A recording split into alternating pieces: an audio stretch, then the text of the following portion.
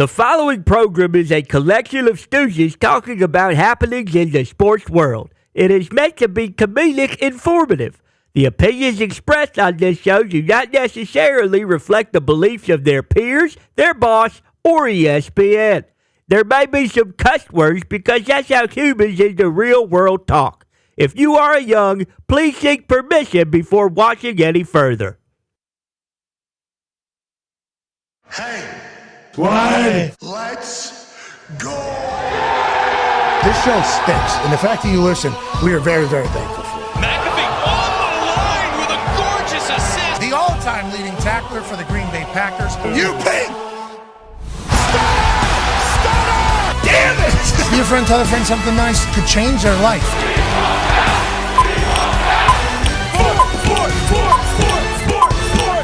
Hello, beautiful people.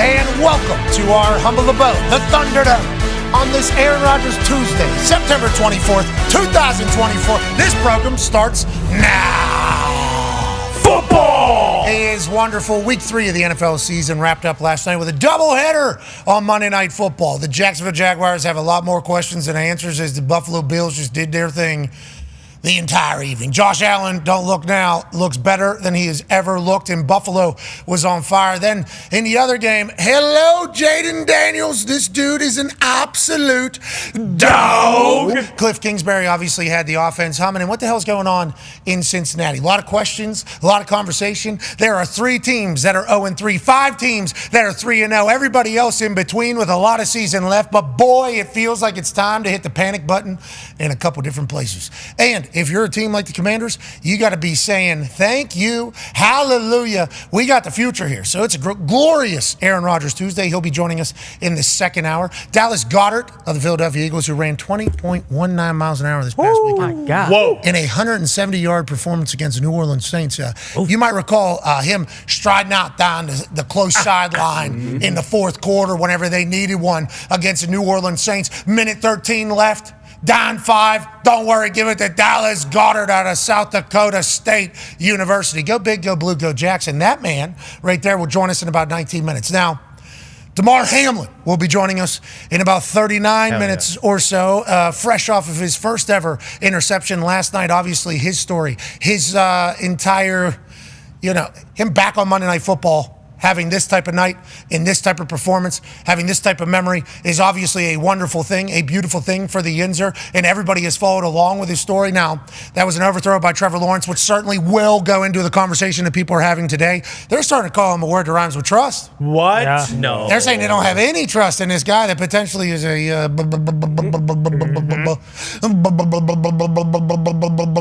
bust. No. Damn. People are saying it. Now, there's a lot of stats that are coming out about Trevor Lawrence that are pretty damning, but we would like to say down there in Jacksonville, we're not sure if it's just Trevor Lawrence. We don't know how everything's happening down there, but what we do know is the Commanders going to be pumped, and I'm excited for the state of current football. Talks the tables here at Boss Connor, at Ty Schmidt. Aaron Rodgers joins us in the next hour, fresh off a massive, glorious victory on Thursday night. How do you think he's going to be feeling? What do you think he's going to want to talk about? I think he's going to be feeling awesome. He's got the kind of mini bye week, and also he knows, that was a big moment, obviously, going back to MetLife, getting his first win there, really delivering a vintage Aaron Rodgers performance. The NFL in general is just better when Rodgers is at the top of his game.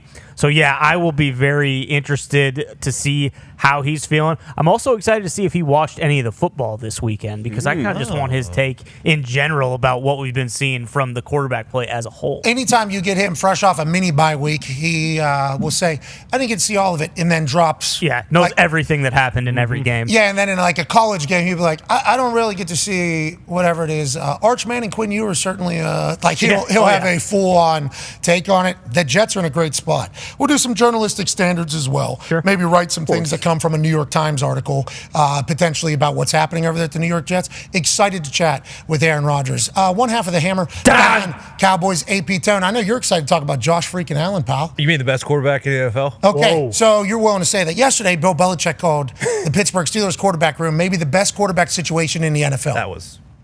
That thing obviously had a lot of reactions. Sure. Yes, it did. One way or the other. But this morning, Tone Diggs came in, put his cowboy hat down on the bar, Yep. and said, I'll say it, Josh Allen's the best quarterback in the NFL.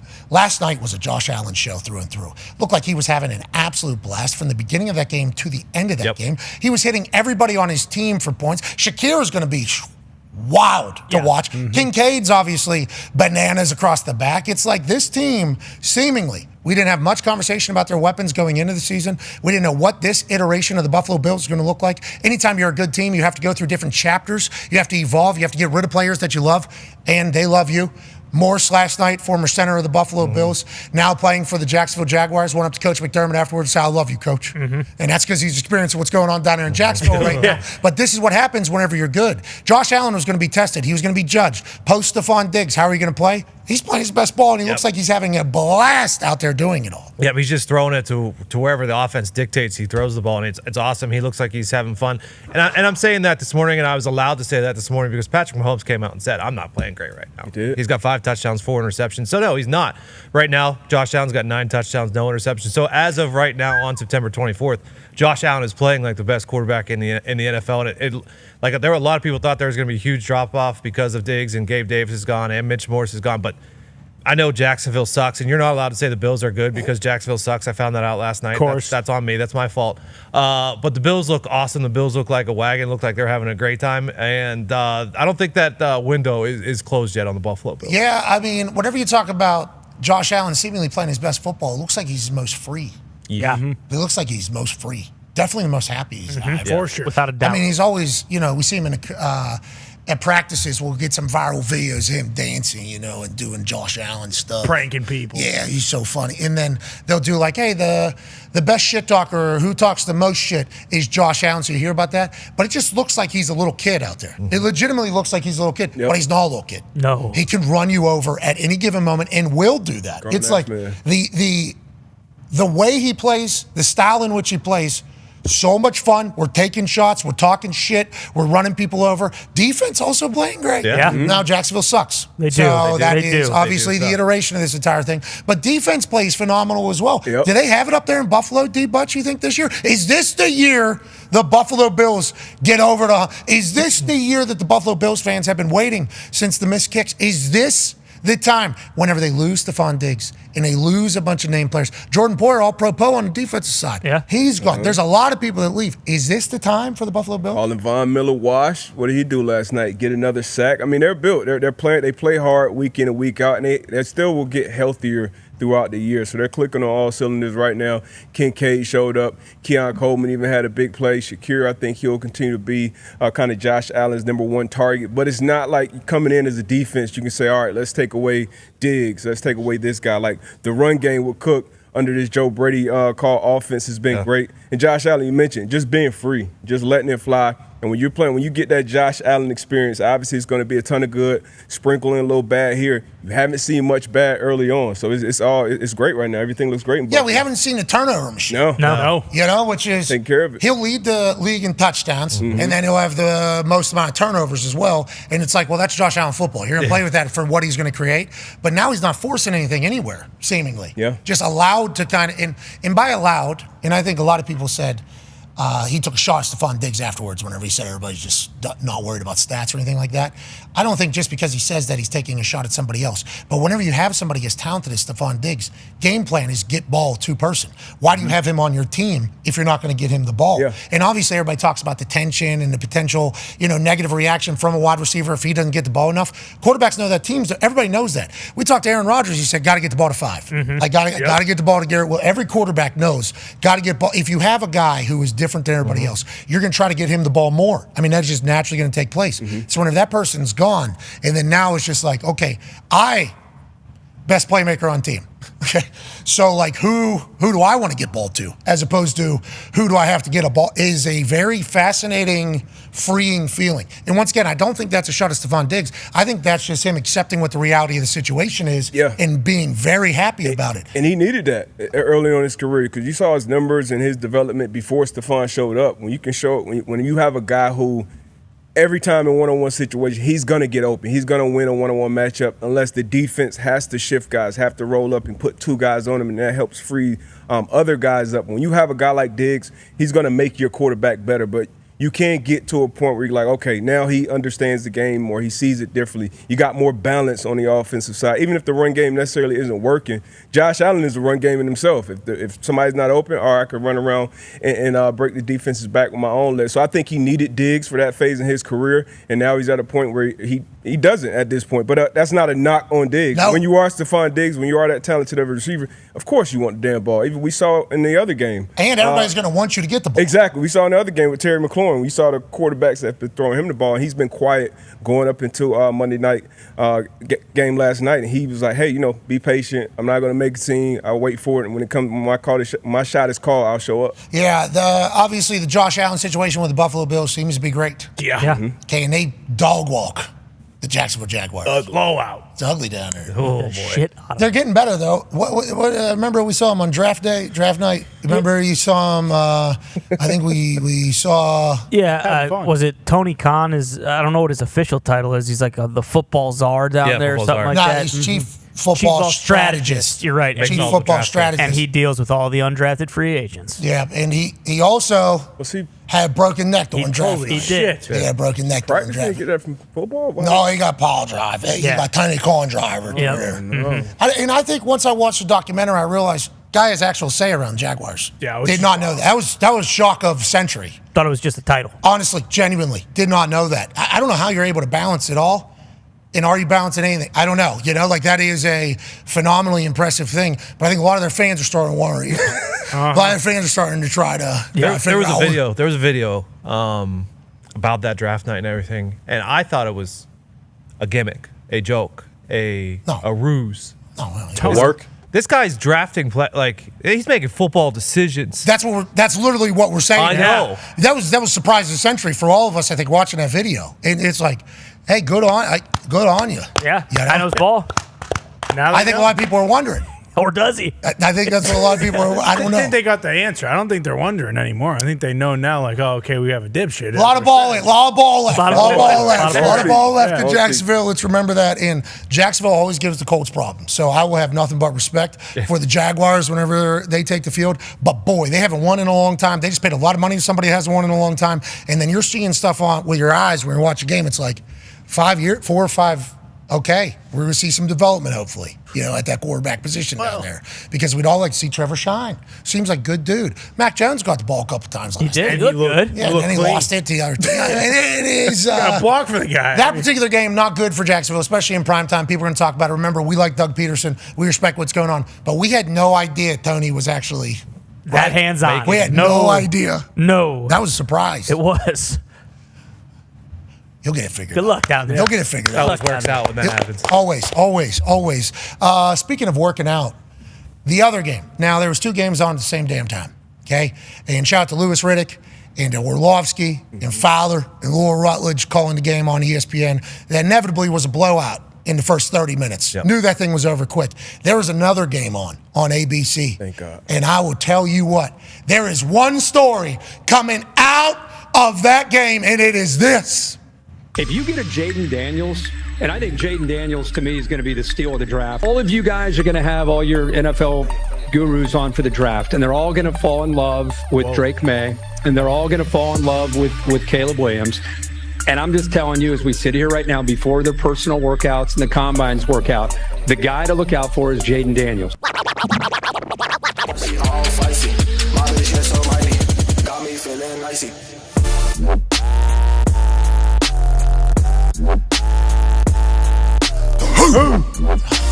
Yeah, I know. Gotta have it.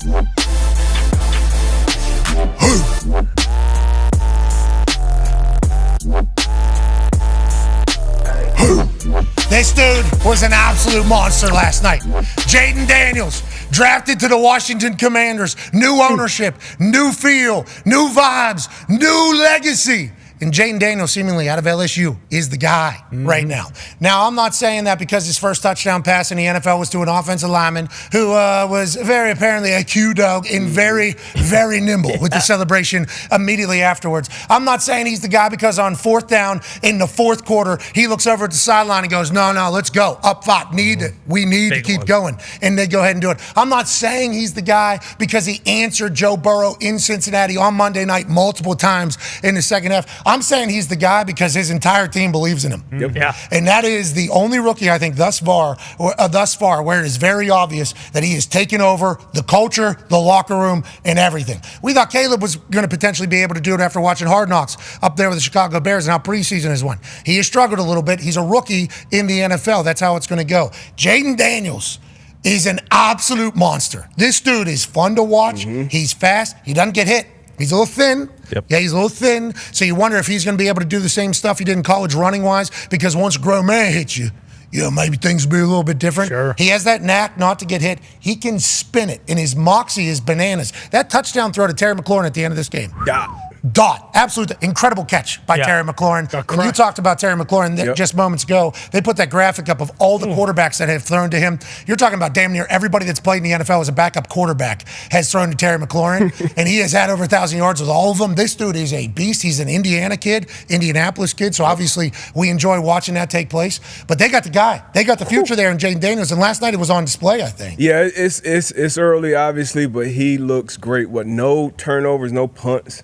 No turnovers last night, no punts last 2 weeks. I know Caleb Williams told Torrey Taylor before the season, hey, you're not going to be punting a bunch. Maybe Jaden should have said that. It's kind of back-to-back years now. It's been the quarterback number 2 pick. They tried to make look like a dipshit preseason or draft process. End up kind of being that guy at least early on, but taking care of the football as a young guy, using his legs when he needs to, throwing the ball away when he needs. Only 2 incompletions last night. I mean, it looked like he's got it figured out. Cliff's got him playing good ball. He's playing quick. So if he sees the read, he sees the window, he makes accurate throws. And that last deep ball to Terry McLaurin, he knows he's getting hit. He sees his cover zero. He knows I have to beat this blitzer from right-hand side with this throw. Stands in the pocket as a smaller guy and throws an absolute dot in the biggest moment, of his short NFL career on prime time. I mentioned it now.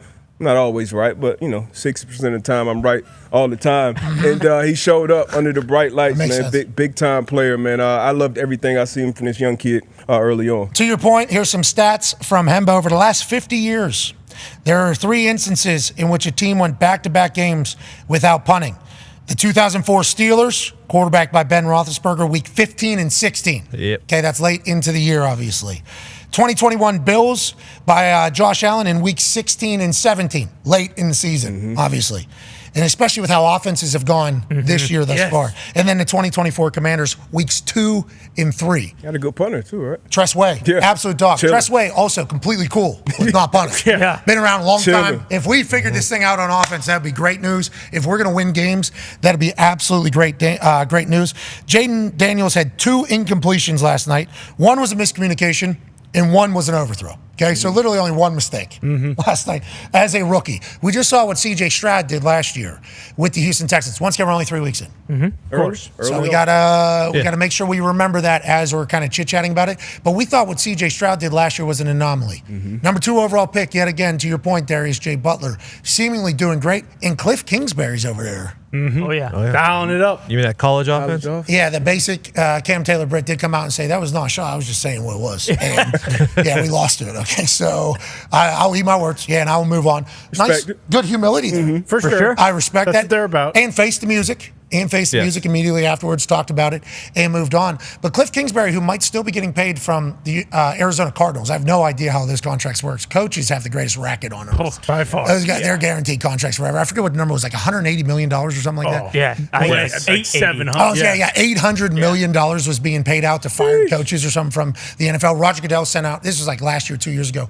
Roger Goodell sent out a memo to all the teams like, hey, just want to let you guys know, you're paying $800 million to fired coaches. Yeah. Just if you want to slow down a little bit Think about that. on this entire thing. Cliff Kingsbury with Jaden Daniels seemingly match made in heaven over there, Ty. Yeah, for sure. I mean, and obviously early on when he first got the Arizona job, that year the Cardinals started out, 7-0 or 8-0 or something like that. So, having a guy like that, I mean, he knows how to use him, obviously.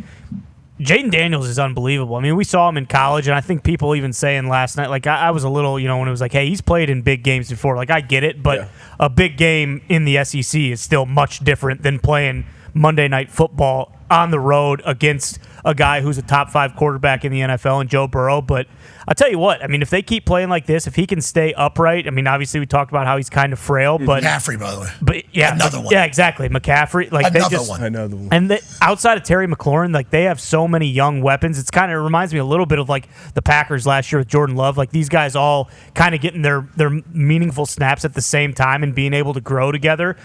I mean, I'll tell you what, they could be special this year. You never know. You look at that division, it's like all of a sudden, hey, why not the Commanders? Okay, speaking of the division, the Commanders are currently 2-1 tied for first place with the NFC East. With who? Them Johns over there. Oh, yeah. From Philadelphia Eagles. Joining us now, ladies and gentlemen, is a man who's in his 7th season for the Philadelphia Eagles out of South Dakota State University. 9th fastest guy in the NFL. Whoa. 9th fastest human in the NFL. Moving. 170 yards he went for the other day down there in the A lot of yards. Thunderdome. No, In a Superdome. Yeah, a bayou. Down there in Superdome. Yeah. Silverdome, brother. Exactly. Ladies and gentlemen, Dallas Goedert. Yeah, Dallas. How are you, boss? I'm doing good. How are you guys? Hey, sorry we were just complimenting the Commanders the entire time, fresh off a big-time win. I know it's NFC East stuff, and we don't want to put them over too much while you were sitting around waiting, but we appreciate you so much for your time, Dallas. 170 yards, let's go now. Huh? Yeah. Here we go now. How did it feel going into the game? Did you know that you were going to be a big part of the plan, and at what point in that game did you know, like, okay, we're about to have a pretty historic day here down in New Orleans? Yeah, I knew I was going to be a big part of it with the injuries we had. The game plan looked great, so I was really excited. You see some of those catches. They got me going early and often, which I really like. So it was fun down there. Like you said, I hit a really fast speed. Too bad it was at the end of the game. Otherwise, it would have been higher. That's right. You were winded. You're running 20.19 miles an hour in the fourth quarter. Nobody's going to talk about that. That's like when I blew .15 at 5 a.m. Exactly. Nobody's really talking about that whole thing. Dallas, 20.19 miles an hour whenever you're striding out there. You think you're scoring a touchdown there? Obviously. But as you see this offense start to work, especially after what happened at the end of last year. And I know your 7th year now there. There was a lot of things said about that Eagles team last year, about the offense last year, about with how it's going now, the addition of Saquon. Vibes much higher, I assume, in Philadelphia. And what do you guys need to continue to do, you think, to continue to ascend? Yeah, vibes are much higher. You know, last year we kind of spiraled out of control, went downhill, and spent the offseason getting it fixed up. Obviously got Saquon, waiting for AJ to get back so our offense can get clicking to the way it always is. But, you know, it's really exciting. We got to continue to just beat the blitz and do things, take care of the football. We've been turning it over too much. And then score points in the red zone. That's big in this league. Yeah, well, it's a field goal. Just kick some, kickers on. Jake Elliott. Get points any way we can. Jake Elliott needs to go talk Sirianni and be like, hey, Buff, you can give me a couple layups. Let me kick. I can take a couple layups in there. I appreciate Sirianni, though, has continued his belief in your offense to be able to pick those things up. And when you don't, he said the blame falls on me. Field goals could be a premium this season. I'm excited to watch Jake continue to work. Let's talk about your story a little bit. You're from South Dakota. You walk on at South Dakota State. Now you're 6'5", running 20.19 miles an hour. Are you a late bloomer? How'd you end up being a walk-on at South Dakota State, in-state guy? Yeah, I was a little bit of a late bloomer. I always enjoyed playing football. In high school, we just weren't very good. And I joked around with my teammate probably more than I worked out, did things like that. So once I got to college and got on a real program where they had me lifting in the off season, doing stuff like that, I was able to develop fairly fast. And, you know, playing in the Jackrabbits was a ton of fun. Once I hit my growth spurt and got big size, I was the biggest one out there, usually the fastest. So I had a heyday in college and just trying to continue doing that now. Go big, go blue, go Jack. South Dakota, the home of Dallas Goedert, Adam Vinatieri, and Evil Knievel. Wow. Oh, yeah. People forget about old Evil Knievel.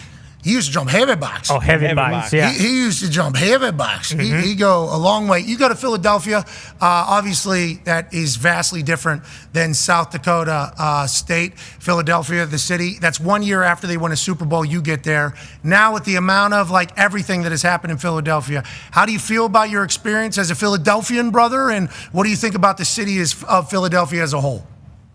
Oh, I'm taking it all in. You know, it's the best sports city in all of sports, I believe.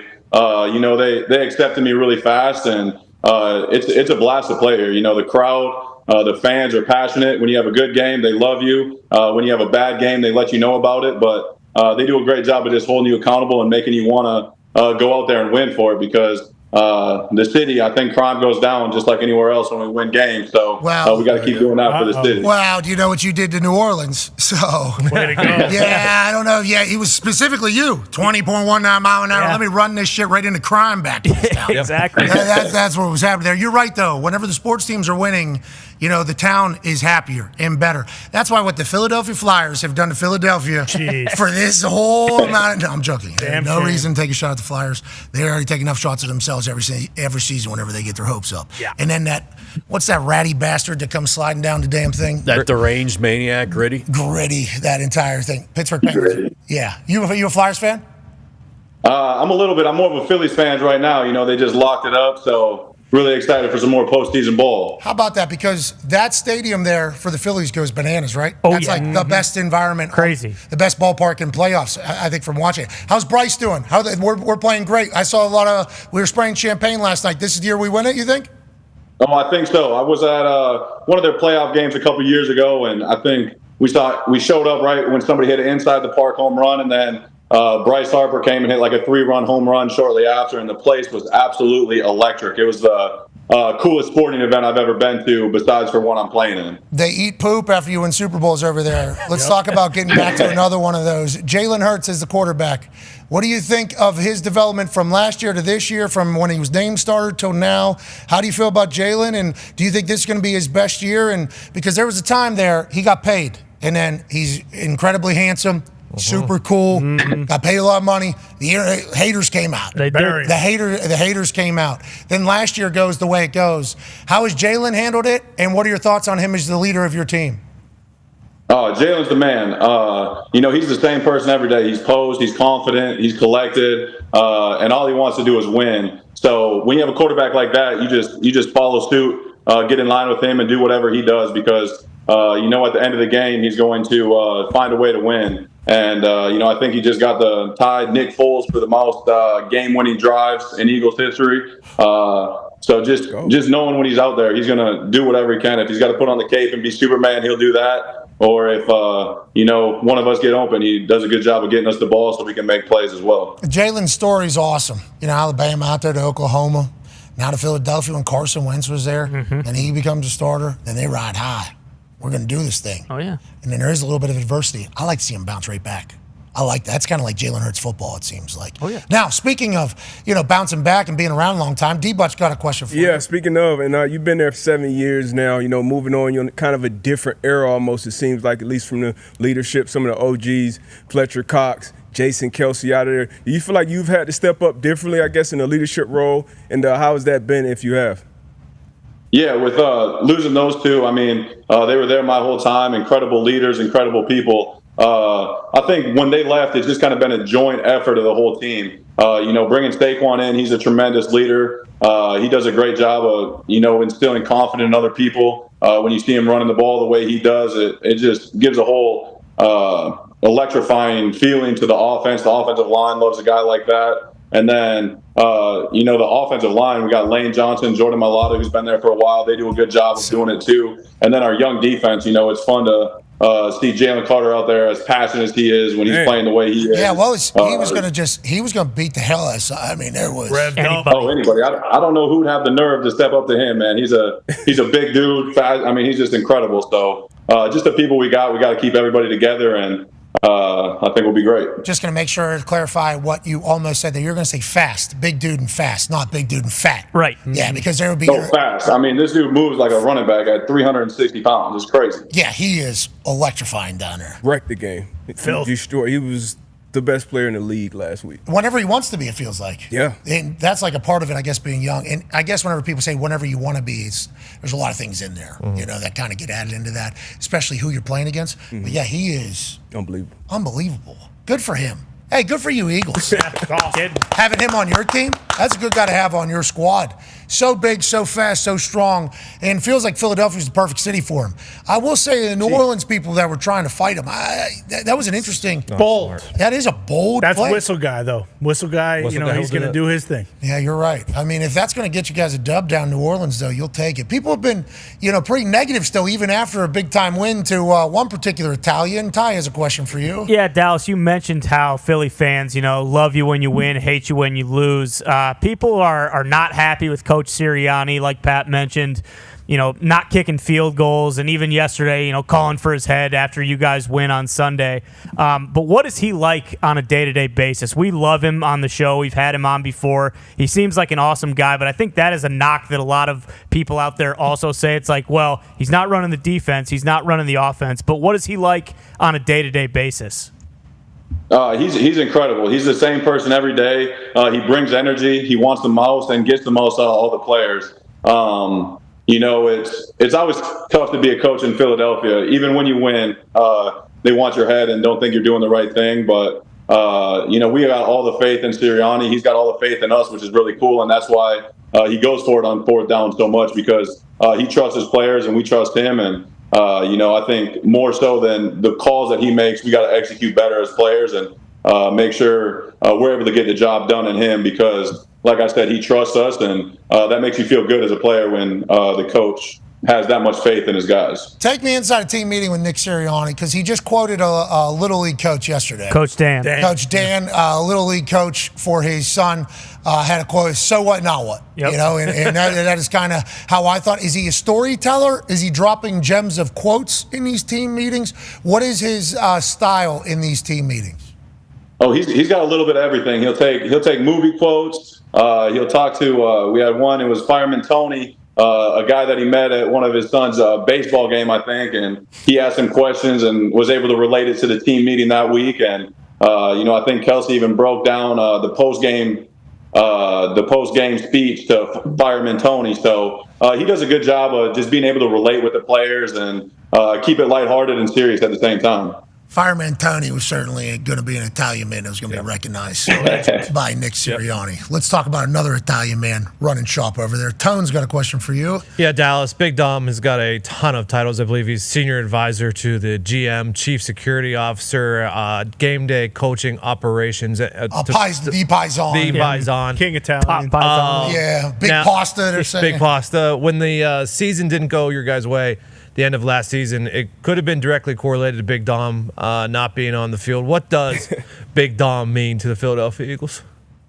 Oh, Big Dom's a super important piece. He does everything. Whatever we need, anything we need, he gets it done. And at the same time, he's out there. He's probably the biggest celebrity in Philadelphia. You see him in there taking pictures with the fans, signing autographs. They're saying he's finding the camera. Like Dallas, I don't know if Big Dom has heard this. They're saying he's been looking for the camera. People on the internet are saying that, Dallas. I see him sneaking behind Sirianni. He's always close. He's trying to get his camera time. He looks good on there, too. You're damn right. Big Dom was... he took the world by storm there whenever that San Francisco 49ers situation happened. And I think, if you listen to Jason Kelsey's retirement speech, I think he was the third person he thanked from the Philadelphia Eagles organization. Big Dom, man. Mm-hmm. And he broke down. We're like, who is this guy? You start doing some research. He does everything over there? Is that he's just vibes guy? He does everything for the Philadelphia Eagles? Always has, always will? Since I've been there, even before, always has, always will. Obviously, he's great at his job and keeps us out of trouble, makes sure we're always doing the right thing. And, he hooks it up for us, that's for sure. Shout out to Big Dom. Good sweatsuits, too. Great sweatsuits. Always clean. You're talking about the South Philly tuxedo. Yeah. Mm-hmm. Yeah, of course. He's the man. Big Dom, way to go, pal. Love you, Dom. Big Dom. Need to get Big Dom another Super Bowl ring. Yes. For sure. Big Dom needs to be walking those streets with another ring. 2 pinky Super Bowl rings. Oh, holy shit. I know Big Dom's not drawing up every play, only some of them. There's somebody else that's been brought in time to do that. Go ahead, Connor. Yeah, Dallas, how's Kellen Moore been? Obviously, I think it's your third OC in 3 years, which is obviously a testament to how good the offense has been because those coaches have gotten jobs elsewhere. But how has he been in the building and kind of making that offense even better for you guys? He's been really good. He's been fun to get to know, spend time with.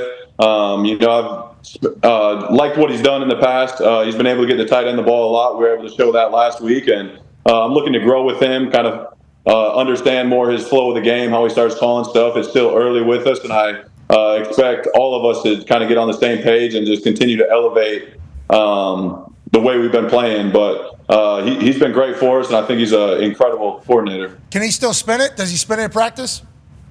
Oh, he can still spin it. He's got a good arm. Puts the ball where he needs to be. It's fun having a quarterback as the offensive coordinator, just because they can play around with that a little bit more. Obviously, you guys got the big win, so that's better. How was the trip to Brazil? Obviously, there was a lot of chatter.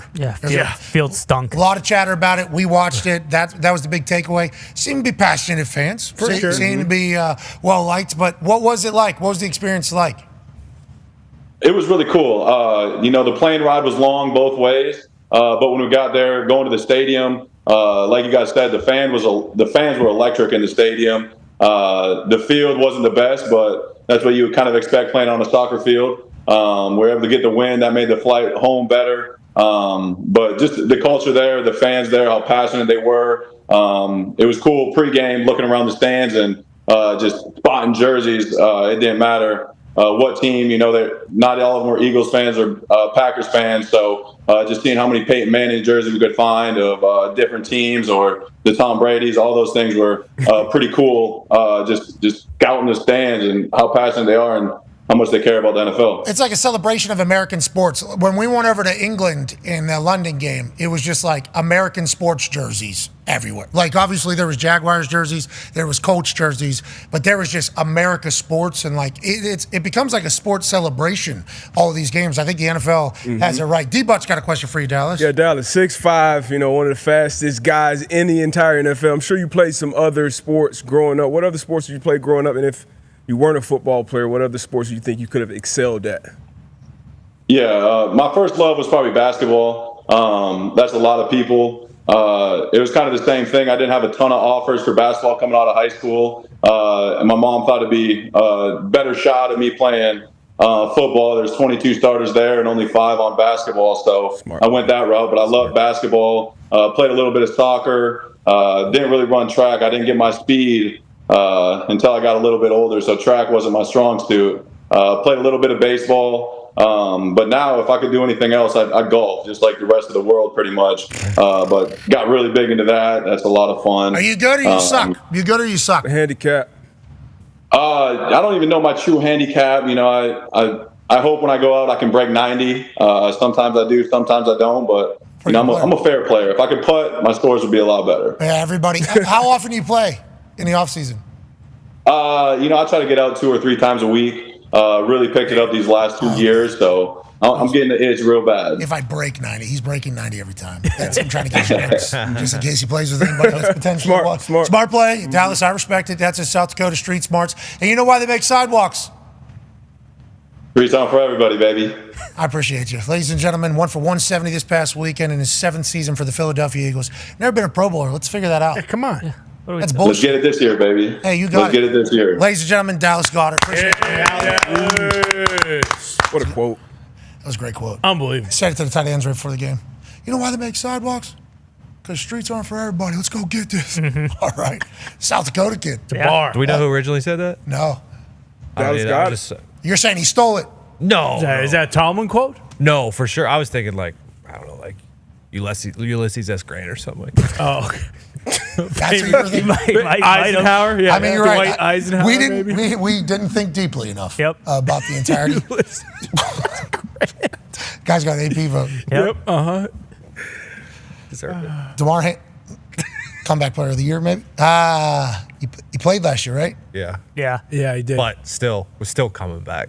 No, you're going to have to take a stand on that. Yeah, you are. Because remember, our show, mostly you, have been very vocal about just because you suck in the middle of your career and then you get good again doesn't mean it's comeback player of the year. Exactly. It has to be like some other circumstances or whatever. Should be a good race this year. Huh? Should be a good race. Aaron, obviously. Yeah. Dalton, probably. T. Higgins. See, that's what we're talking about. Dalton's not up for comeback. Last year set the precedent. But if you pass away, you get a season. With what happened to DeMar? Yeah. Dude, isn't it crazy watching it all happen right in front of our face? And Flacco stole it from him. Yeah. I'm sure he wasn't pumped. He wasn't about happy about it. I'm Flacco sure he- didn't want it. He Yeah. actually said that when he came on the show. He's kind of speaking about what we're speaking about here. Like, yeah, I haven't really played. I was with the Jets third string. Yeah. I get it. Came back from dropping my kids off. Yeah. Former Super Bowl MVP. Yeah, so I get what you're trying to do here. It's very kind, but we all know who should have potentially won this thing. But watching it live is like a great depiction of where we've come technology-wise. That dude was dead. Yeah. On the field. Yeah. That was the story of everything. The NFL lost a guy. And then the more we learn about him, Yinzer and everything else that has taken place, and the teammates and the stories, and then the medical people in Cincinnati, and then the doctors and what they did, how they did it, the training staff for Buffalo. I got to learn a little bit more about whenever I was out at the ESPYs and got to meet them and hear the entirety, how much they've trained and worked and executed in a big moment in prime time. You know, you can practice a lot of things, but when the lights come on, can you execute or not? They did everything. Boom, boom, boom. Save a life. Okay, you're alive again. Way to go. Yeah, if you walk, sweet. If you eat, it's cool. Yeah. If you're able to see family again and remember who everybody is, obviously sweet because you were dead. I mean, it's something. But to get back to a point where he's starting safety for the Buffalo Bills, those jobs aren't just handed out. That's not just how this goes. And then to get a pick on Monday Night Football in a complete blowout against a team in the Jacksonville Jaguars as a starter for it's like, wow. What a story. Crazy. That is an awesome thing to kind of watch come around because the amount of shit that's been said about this guy. Oh, yeah. Because the world that we're in, obviously, is insane. He's had to have heard it. He's young. So last night, and I assume he has no spite in his heart towards anybody because of everything it's gone through. I assume perspective has been put in place. He throws up the heart literally for everything. Had to feel pretty vindicated last night on his entire journey. And the amount of people that have helped him along the way, they had to feel so good too for this. I mean, he got announced starter going into the season, and then he has this moment on Monday Night Football. I'm so proud. I'm so pumped for him. Just the amount of work that has had to go into all of this, mental toughness that has had to go into all of this, just getting back on the field. I'm so happy for him. Last night was a great moment for him. Yeah, that was awesome. And obviously, we all remember, what happened that Monday night. It was crazy. You get emotional. Last night when he made the play, and obviously it was a blowout. It was an terrible throw. But I always talk about tips and overthrows, taking advantage of his opportunity. I mean, just unbelievable for the kid. I can't wait to talk to him. Yeah, I can't wait either. The NFL and DeMar literally just launched yesterday, I think, the Smart Heart Sports Coalition, which is the launch of AEDs for Youth program that offers automated external defibrillators to schools and youth sports organizations at substantial discounts. In collaboration with leading AED companies, Coro Medical and Avive Solutions, the program makes AEDs more accessible with students, teachers, and athletes begin the new school year. Like, that's helping. Oh, yeah. Like that is big time. because we hear these stories about workouts in the summer for these players. I assume it happens in other sports. We don't get to hear as much, maybe at smaller schools and everything like that. The youth level, got overheat, heat exhaustion, heart stuff that takes place. So not only does something terrible take place in the public eye on primetime on Monday Night Football, and we think the absolute worst. Instead, because of the great work by so many people, we're on the other side where it's the absolute best and making society better. It's like, sports are awesome. Absolutely. And DeMar Hamlin's an absolute dog. He'll be joining us here in a few moments. We never should have doubted anything with him, obviously, because he's got rust in his veins. He was baptized in the Mon and the Allegheny, so we knew. He is a Yinzer, yes. Pittsburgh, yeah. He is the Pat Tillman Award last year at the ESPYs. Yep. I said Yinzer right beforehand, just because I think there is something to being from Pittsburgh, and I assume he'll say something about it. But the amount of just like the way he sat in the pocket for everything, everything that happened. Oh, yeah. And obviously the doctors and medical and everything had to do everything. But for him to come back after that, just think of all the questions that are happening and all the information. Think about what's going on with Tua right now. All the things that are being said to Tua about everything. And then for DeMar to just like battle through all of it and be like, I have one goal, one focus, and I'm going to get back to I'm being the best me possible. I'm going to make the world better, and I'm going to play football again. And it's like, yeah, maybe at the UFL or at the CFL. And it's like, no, starting for the Bills and getting a pick in a huge win. It's awesome. It's a beautiful You bring thing. up the Tua thing. Like, the Tua tackle was it wasn't the same, but it was similar. It was a helmet in his chest, basically, last week, which was the same thing that caused the Monday night incident. Like, That's all stuff you got to get over. Yeah, that hurdle himself. Yeah, he has exactly. to deal with. Yeah, like hearing what other people say for sure, but he probably hears that and then thinks like, oh my God, when I'm playing, how am I going to be able to get to the point where I'm just flying around playing carefree? Buffalo Bills win 47-10 over the Jags last night, as I think we're trying to connect right now. Josh Allen was 23 of 30 for 263 yards, 4 touchdowns, with 44 rush yards on top of that. Okay? Not too shabby. Shakir goes 6 receptions for 72 yards. He is electrifying. Very good.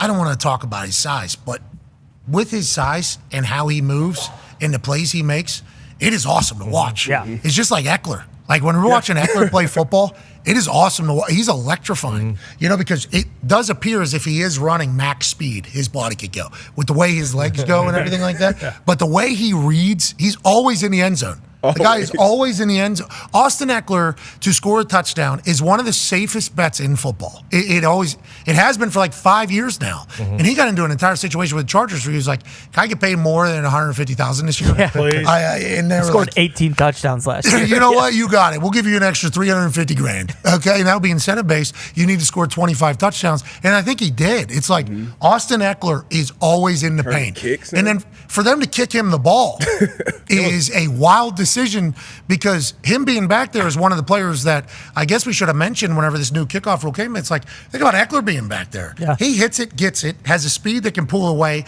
and a vision to find where he needs to go. It's like what a perfect returner for this. If I'm McPherson and Darren over there, special teams coordinator for Cincinnati, I think I see Eckler back there. I'm checking to like, hey, we're just going to take a touchback here. We're going to do that. Oh, what'd you think about that, McPherson? What do you mean? He got juked out. He didn't just run right by him. Yeah, that's what they're about. What are you saying? You're saying business decision? Right? Yeah, for sure. It's running back. It's running back. 100% of business. He's sending the back inside. I try not to pay attention. Commanders are very good on special teams. When they were covering kicks as well, they were inside the 30 basically every time. Yeah, there's some stats coming out that if you kick, you're going to gain like 3 yards versus a touchback every time. Oh, no. You got juked. Well, don't worry. The replay angle makes it look a lot better. He tried to cut him back to his help. That's Eckler. He's shifty. Yeah, he is. He was using the sideline. Let's see. No, he definitely reaches his arm out. There he is. Oh, my God. Reaches his arm out. Yeah, he pushed him back to help. He's pushing far. back. You thought he pitched it. So He's one of them herding dogs. That's right. Cut him off this way so they have to go that way. Border collie. Like that. That's smart, yeah. Border collie, corgi, you name it. That is who he is. There's not a lot of dogs in the history of this here planet Sure. that have ever accomplished something as magical as the man that's joining us right now. We just told the tale about what took place the last time he played Monday night. Now we're celebrating the shit out of him getting his first ever pick in a blowout of the Jacksonville Jaguars. Ladies and gentlemen, starting safety for the Buffalo Bills, DeMar Hamlin. How are you, man? Pat Mac, what up, bro? Dude, thank you for joining us. Congratulations last night. Hey, bro, congratulations last night, dude. We're all incredibly happy for you, pumped for you, proud of you. What was last night? What was going through your mind as it was all happening? And then after the game, thinking about it all, what was going through your head? Man, in the midst of the play, I was just, trying to get my depth and just, got a good read on quarterback's eyes on where he was trying to go, so I broke and, I got me one. They say tips and overthrows, we need those. So, I got me one. So it felt good to get that first one. And then after the game, do you watch the highlight a few times, as you should? By the way, let's make sure we see that. Because you had pretty good vision, too. If you would have got to the wall, maybe. We're taking that thing to the crib. We got a house call. I should have kept straight. Oh, I should have kept straight. Yeah, I should have kept straight. Yeah. Spacing But up. Go ahead. Hindsight 2020. But, once you get that first one in your hand, I wasn't really too worried about what happened after that. I was just happy to get my first one. Kept the ball smart. I didn't see the ball ever leave the hand. That's very, some people get too excited. They throw that thing. They spike that thing. It's like, nah, don't need to show Ohtani 50-50 situation, with the ball. Yeah, I meant to go take the ball to my mom. I told my mom before the game, if I get a pick, I'm gonna take the ball to her. I was just so tired after the play. I went and sat down. but she understands. But she getting that ball though for sure. Okay, she understands, and I think she was probably so excited too. She didn't remember the promise that you did not keep in the moment at the time.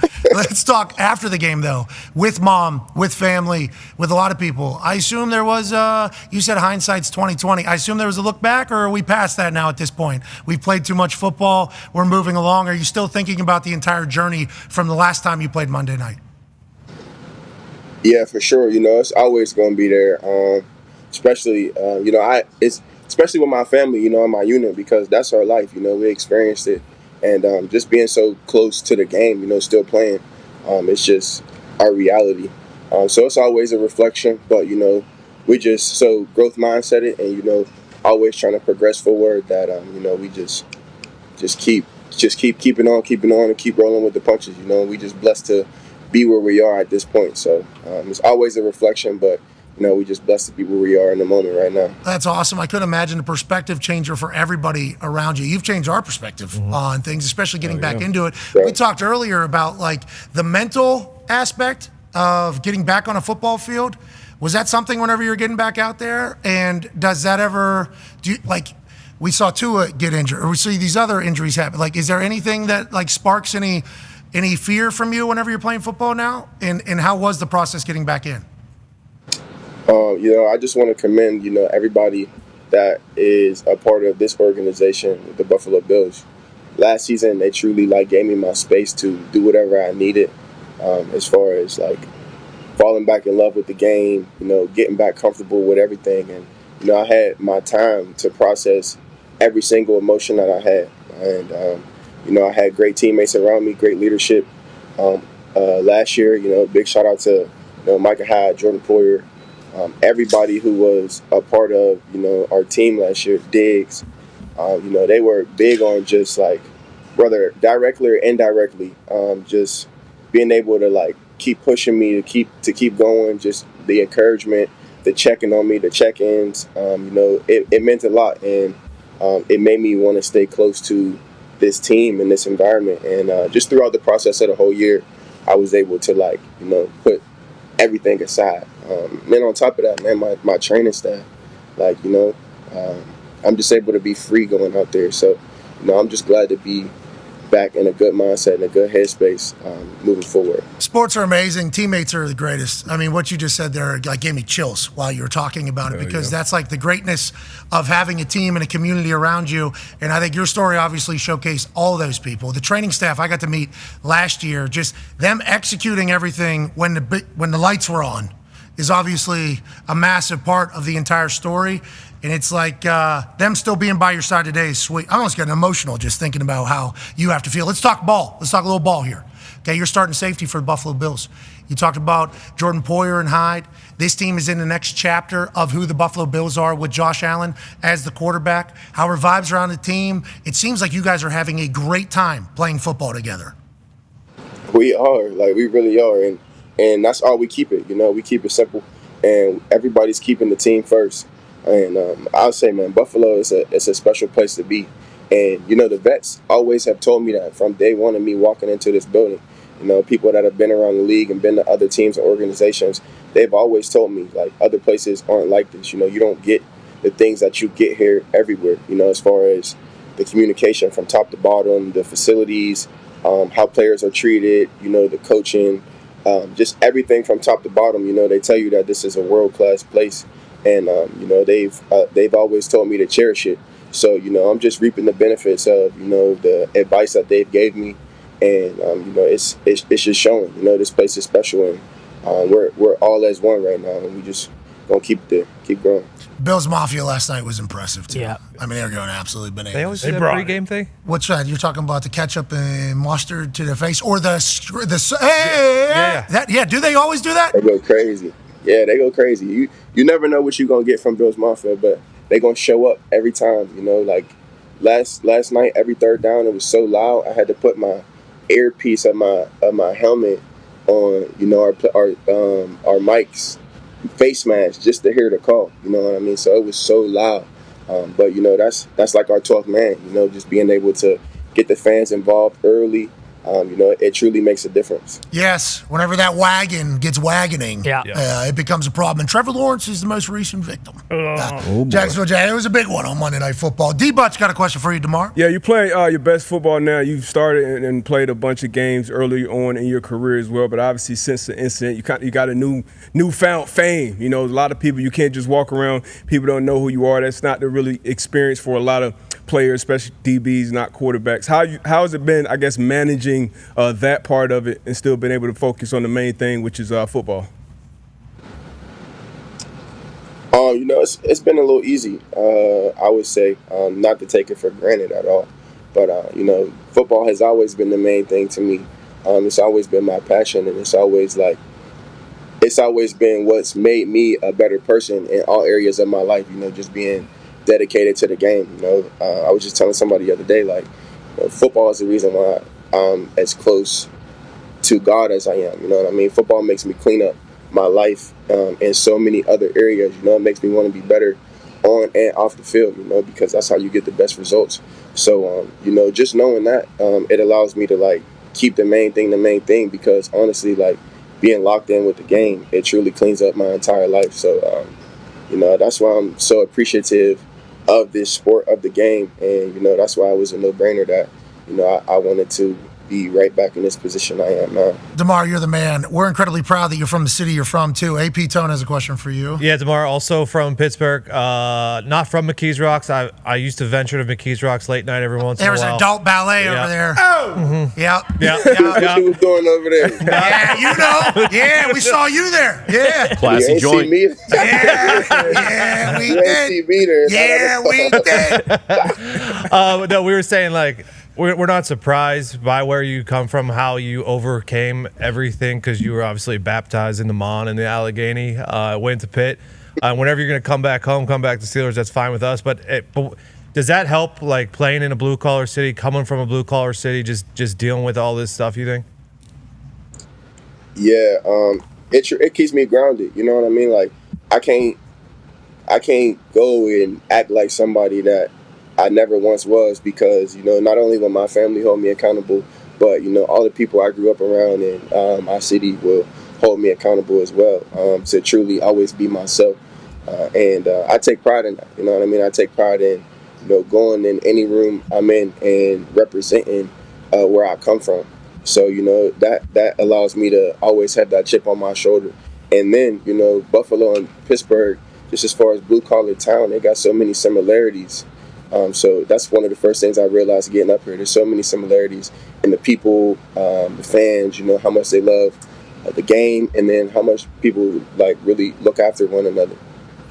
We're proud you're a Yinzer, pal. And I think Buffalonians are proud you're a Buffalo Bill. We can't wait to watch you to continue to crush your football career and help society out. This thing you're doing with the NFL is sweet. These AEDs for youth programs and youth sports, you're making the world better, brother. If that was one of them, that's what we're talking about. If not, you're the man. Thank you so much for your time, brother. Hey, Pat Mack, what about that backyard brawl? All right. We're running out of time. Horde out coming up. We're up 10, dude. 3 minutes left. We're up. That's not how that's supposed to go, DeMar. That's not how that's supposed to go. Okay. Hey, we got it done. Yeah. Held the Pit. All right, ladies and gentlemen, DeMar Hamlin. Thanks for coming on, DeMar. So happy. Love you, bro. Yeah, you too, man. Yeah, we love you too, man. Have a good one. Proud of you, man. That graphic, man. Once that Panther was on that bridge, I knew it was... Yeah, the dong. So, when the dong was sliding at one side, the Mountaineers will give it a little look-see. Yeah, you couldn't see the Mountaineers dong. He was in it, too. That's the problem. Pitt came from behind That's twice what I'm that talking week. about. Oh, I thought because the Panthers. Now, across that bridge, should still be able to see it. Yeah, you're right. amen. You're right. Should still be able to see it. Especially with what that Pitt Panther was flowing around. Yeah, exactly. DeMar's the man. Yes, he is. Met him at the SB's, got a chance to talk to him for the first time. Yinzer, all the shit that has been said about him through it all. And then he's just like, that's what keep the main thing. I just want to play football. I want to get back in here. Thank you to everybody. Perspective change. We're just going to keep moving. Still balling. I can't wait to see what he does the rest of the season. Trevor Lawrence is the man that gave him his first interception in the NFL. That's guy. good. Good guy. All right. People aren't talking about that. Maybe they got it. All right, we're back on the other side with Aaron Rodgers and AJ Hawk. Be a friend, tell a friend something nice might change your life, like our friends at Dude Wipes. Take three. Without further ado, ladies and gentlemen, the commissioner of the NFL. Don't listen to them. No. Roger, good. Shut your mouth. I appreciate you. Thank you so much for joining us. Yeah. You're our commissioner. Don't worry about these bums out there. From us to you, we'd like to give you a gift that we know you're a big fan of. Ladies and gentlemen, some peanut M&Ms for our commission. This is just why we're on set? Yep, you can take these with you. You can take them home. I might just I got a gift for you. What? Oh. You ready? Yeah, I like that. With the 222nd pick in the 2009 NFL Draft. Oh, yeah. The Indianapolis Colts select Pat McAfee. Hunter, West Virginia. Hell yeah! Come on there, baby. Good pick. Thank you, Raj. I'll pick him up. Thank you, Raj. I'm not going to pick you up because you got that That's back. all right. Yeah. I got it. There's your card, baby. That's real. That's awesome. I've been keeping that for, 15 years? You had it in your back pocket this whole time. This is cool. Thank you for this. So whenever we say that you have to answer to 31 billionaires, how accurate is that? 32. Well, you're not counting Green Bay? Yeah. Okay. Because Doesn't count. Big Pop. There's a Green Bay Packers. I didn't know he did. Yeah, no, that was. I don't actually think that way. I actually think I answer to them. I think I answer to the media partners. I think I answer the players. I think I answer to the owners too. The idea for me is to try to keep everyone happy. I always say that my biggest job is not to piss off more than 24 owners in a given day. How did you know the draft would be awesome if you traveled it, and did you see this happening? I'd be kidding you if I thought it was going to be as big as it is. We felt like we could be bigger than we were in Radio City. But what happened is Radio City actually put a holiday show in and said, you can't have the draft until June. And that's when we said, we're out of here. So they kicked you out. That's when we went on the road. Well, Taylor Swift, we know. Well, that's a different kind of influence. How about, hey, listen, a lot of jokes from They're booing Taylor Swift. Yeah, you can't boo. They're idiots. Yeah, you're going to be a part of an album. Wow. Do it. Get a little louder. She is going to cook you. A lot of the internet was saying Roger Goodell was sitting at home through the mirror about this. Well, they thought it was part of the script. Yes, anyway, talk to her. There it is. Is there a thought of adding another one, maybe adding another bye week, or are we good at 17 right now? Well, I think we're good at 17 now, but listen, we're looking at how we continue. I'm not a fan of the preseason. I don't think we need preseason. Waste of time, right? And energy. I don't buy it, and I don't think these guys like it either. Well, they have to spend full price for the tickets for those games. No, they're actually discounted now. So Thank you for doing that. I'd rather replace a preseason game with a regular season any day. That's just picking quality, right? If we got to 18-2, that's not an unreasonable thing. The other thing it does, which I thought you were going to, is that ends up on President's Day weekend, which is a 3-day weekend, which makes the Sunday night, and then you have Monday off. So that's wow. Now we're cooking. See, now you go. The following program is a collection of stooges talking about happenings in the sports world. It is meant to be comedic informative. The opinions expressed on this show do not necessarily reflect the beliefs of their peers, their boss, or ESPN. There may be some cuss words because that's how humans in the real world talk. If you are young, please seek permission before watching any further. Hey, Why? let's go. This show stinks, and the fact that you listen, we are very, very thankful for. McAfee on the line with a gorgeous assist. The all-time leading tackler for the Green Bay Packers. You pink. Damn it! Be a friend, tell a friend something nice could change their life.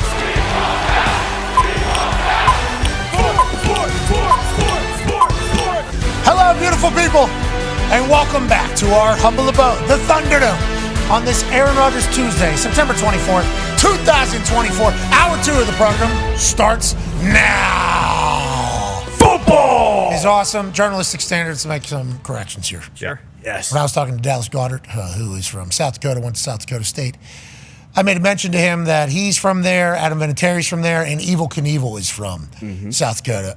Turns out Evel Knievel actually from Butte, Montana, which is the same hometown as Colt Anderson and McCuya, Okay. the guy who killed Osama bin Laden. But his cousin, you see, Adam Vinatieri. So Evel Knievel's blood Sure. is potentially runs in South Dakota. Exactly. And he was jumping heavy bikes. Heavy bikes. You see, and that's journalistic standards. We'll do a little bit of that this hour. I'm excited to dive into it. The Talks Tables here at Boston Connor and at Ty Schmidt. Really sweet fit today out of you. Hey, thank you very much. I don't do that often, and this is one of my favorite shirts. And I said, you know what? I need this today because Aaron Rodgers put his balls all over my face on Thursday night. Theoretically. Footballs. Football. Yeah. All over the Patriots. Yeah, exactly. Yeah, he won footballs. I wasn't with It's like Aaron a Gamecock on Thursday. situation where they say, Exactly. go Cox, and Exactly. it's the Gamecocks. Right. This is a footballs situation. Yes. Obviously, I wasn't with him because I was, in Indiana. You were on the sideline, I I thought you were thought. gonna say. Look, I wasn't on the sideline. I didn't want to lie to you guys, but I wasn't actually on the sideline. I wonder acted why like I it was was. You Why were said you you saw dressed- Gary V. Why were you dressed like that? I did see Gary V. I saw him in person. Why was I dressed like that? Yeah. Because This shit means something, man. All right. One half of that. It means something. All right, and it means something to a lot of people, this NFL. There's 3 teams 0-3. There's 5 teams 3-0. Yep. One of the teams that's 0-3, Cincinnati Bengals. You see Joe Burrow was going in Zach Taylor's office after the game with Lou Anarumo in tow. Yep. They're having a meeting of minds in there. Not good. Was Duke over there as well? Was Duke Tobin in there? Was the Brown family represented in that? Was there a circle? Was there a meeting of the minds in Cincinnati saying, what are we doing? They need I'm paying quarterbacks, I'm paying wide receivers, I got an indoor facility, you guys got a $1 billion thing happening. We're 0-3, don't know how to play football anymore. Well, now I got the hottest quarterback in the NFL coming to town next week, too. Who's that? Andy Dalton and the Carolina Panthers. And a little, a sweet revenge game, if you will. Oh, yeah, they benched him on his birthday. They did. Benched him on his birthday, which was also trade deadline day. Boy. Didn't bench him until after the trade deadline had passed on his birthday. Yeah, he remembers. Oh, he remembers. Big time. The Dalton remembers. Yeah, he does. You think the Red Rockets going to forget about his birthday whenever he got? this week. I don't think so. Not a good chance. This Carolina Panthers team too. They play football now. They do. Tough. They used to show up, have a little AI, have little spats in the crowd. In the crowd, by the way, sparse. Yeah. That's not new Carolina Panthers. No. They play football now. Serious football. They complete passes. What? They tackle people. What? They score points. What? That's what they play football What? in Carolina now. And they're coming to town with a team that's having a meeting of the minds after a Monday Night Football game. Bengals. Don't let Andy Dalton turn 1 into 2. No. And don't turn 3 into 4 if you're the nasty natty. Exactly. Because 0-3, not a lot of people in the history of football have been able to get out of that hole. Nope. I believe that Joey B could be one of those people if they go on a run. But boy, a lot of things and stars are going to have to align. Yeah. And one of them can't be a red rocket shooting right in between them. Okay, that is something that can't be taking place. We shall see how next week's. Only 6 teams in NFL history have made the playoffs. They're starting 0-3. Texans, Bills, Lions, Chargers, Buccaneers, Jets. A long time ago there. 1981, one of those teams. One half of the hammer. Dahn. Cowboys, AP Tone in the AFC North. All of a sudden, clock of the walk is yet again the Pittsburgh Steelers. Who would have thought? Yep, 3-0, Bengals 0-3, Ravens 1-2, Browns 1-2. Boy, it's good to be back on top. Not that we ever weren't, but it's just. Well, you got a tough team this weekend too. We Red do. hot. Who's that? Journalistic standards, though. Just want to. Ulysses S. Grant did not come up with the sidewalk and streets quote. It was Cookie Line in a 2015 episode of Empire. You knew Dallas didn't come up with it. You just had to get to the bottom. I had to because journalistic standards is what we do on this show. Also, the Bengals go to the Panthers. Even worse. Oh my God, they're going to have fans there. That place is going to be 60 to 70% filled. At least. It might be standing room only. They might go to max. Wow. Now that Dalton's slinging it. Tell you what, I bet you it's rejuve. I bet you. Oh, Top dollar. Sell out. Dalton right now. We're saying Carolina's going to sell out that stadium. Maybe.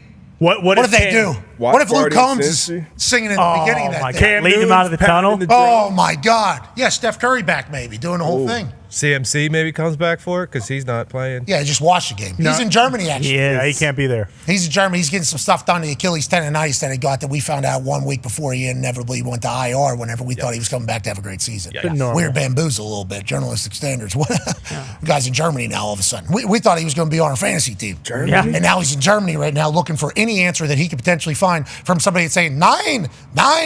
They're saying no, he ain't got shit over here for you, pal. I saw an internet doctor tweet. You don't go to Germany if it's just something standard wrong. Well, you got to. I think Kobe, rest in peace, has gone over there. I believe Peyton has gone over there. It is a high level, I think, flight over there. I think Andrew. I know he went to Europe. I'm not sure if it was Germany. It was Germany. It was? He grew up in Germany. Didn't he? Yeah. He grew up So did Shaq. So who knows if Shaq's going over there. But there are places that have different sets of rules for things that aren't illegal or tested for, that they maybe have more experience or expertise in. So these people that will turn over any stone to get back normally find their way taking trips abroad. There's also trips, I think, south, too, for certain stuff that people get in there. Not north. But. Nonetheless, did not expect this from Christian McCaffrey. We thought he just had a little calf. Yeah. Thought he was going to be back. He's gone. What's this mean for the Niners? They lose 1, they going to lose 2. They going to lose 3. I mean, they got a tough test this weekend. Yeah. We just talked to Dallas Goedert. The Philadelphia Eagles are flying high. Yeah. Green Bay Packers are feeling very good. Yes, we are. All of a sudden, the NFC is not, just a 2-headed race. It's starting to absolutely cook. Detroit Lions are learning how to play Lions football game. Vikings. Minnesota Vikings. Sam Darnold's in the middle of a resurgence where he might be playing his best ball. Seahawks. Oh, my God. 24-3. The Seattle Seahawks just beat the dog shit out of Miami Dolphins. Whoa. The NFC's alive. Don't look now. Los Angeles Rams. They just beat the Niners to start this entire conversation. The NFL is seemingly developing some storylines and things are getting sorted that could be vastly different than what we thought going into the year. But here we sit with some teams that have optimism and hope that could have never fathomed it in the middle of the offseason. 9-year NFL vet is here, Darius J. Butler. Yes, sir. Also born in Germany. You were? Yep. Sprechen Sie Deutsch? No, I don't speak that shit. But Frankfurt. I was born on an Army base. Hey, Frankfurt, Army brat. shout out to your family, by the way. We appreciate the service. Frankfurt's airport's one of the best in the world. Really? Best in the world. We're talking perfect beers. Oh, yeah. Drafts. Landed 7:30 a.m. Walk into this little thing. Now, Right. granted, I was paying a lot of money for the tickets. So to fly over there, because I'm not doing this thing for however long it gets to Germany. You get in there, walk into this little hangout area after the customs, because you're normally going to get on a connection if you're not staying in Frankfurt, whatever the case is. Some sweet old German lady walks over to me, 7:30 a.m. She basically offers me like a little breakfast thing, and then she goes, "Would you like a beer?" And I'm like, "Absolutely, perfectly poured, perfectly tasted. How you doing?" That was the first of 10 that day. Ice cold or room temp? It's chilled. So, like, it's not ice cold. The room temp thing that people always try to talk shit about, I don't think is a good argument. Because whenever you get there, it tastes very, very good. Yeah. Really? It is a little thicker, though. You know, like, it is a little thicker beer. Every place has, like, their own beer, too, whenever I was over there. Oh, a lot of craft breweries. Like J.R. Mahan's? Yeah, like J.R. Mahan has his own, their own, like, Guinness-style beer. Yeah. Everybody kind of has their own shit over How there. much German you speak? Unbit poo, that's French. None. Yeah, that's all I got. Dankeschön, and then Dorian, I believe, is nine is no. I do a lot of that. It's a lot, a good bit. Yeah, I feel like I can't get to the bibliothèque. What is that? The library? That's Spanish. Library? Bibliothèque. Not a lot. I gotta learn a little bit. Joining us now, ladies and gentlemen. I wasn't born there though. You should. Yeah, I gotta learn a little bit. My dad can understand it. Aren't you learning a language right now? Spanish. Smart. We all. I live in South Florida. I don't know how French was even an option for me in high school. I mean, it's Yeah. very beneficial. French, Latin. What are we? Why is this what even are we an option? doing? So dumb. We need to learn Spanish. Like that is just a part of life. And Mandarin as Yeah. well. Everybody's speaking it now. No, really. They're teaching Mandarin now in high schools. Yes, they are. All right. Okay. They are. Yeah. Well, John Cena would teach me how to speak. There you that go. language. Yeah. I You know know who it's not speaks easy. fluent German? Who? The man you're about to. Joining us now, ladies and gentlemen, a college football national champion, a Super Bowl champion, a father of 10, and a guy who can speak fluent Deutsch. Yeah. Ladies and gentlemen, AJ Hawk. Look at that face. Yeah? Got me. Yeah? No, yeah, I mean, majority of my family comes from some, German roots, but unfortunately, I do not speak the language. We didn't know that. Yeah? We didn't know that, yeah. Yeah. Big games last night. How'd you feel watching it? Cincinnati, you're in Ohio, obviously. Cincinnati Bengals fans got to be vastly confused. I mean, we were mentioning a couple things that continue to happen for Cincinnati and don't happen anywhere else on this particular program.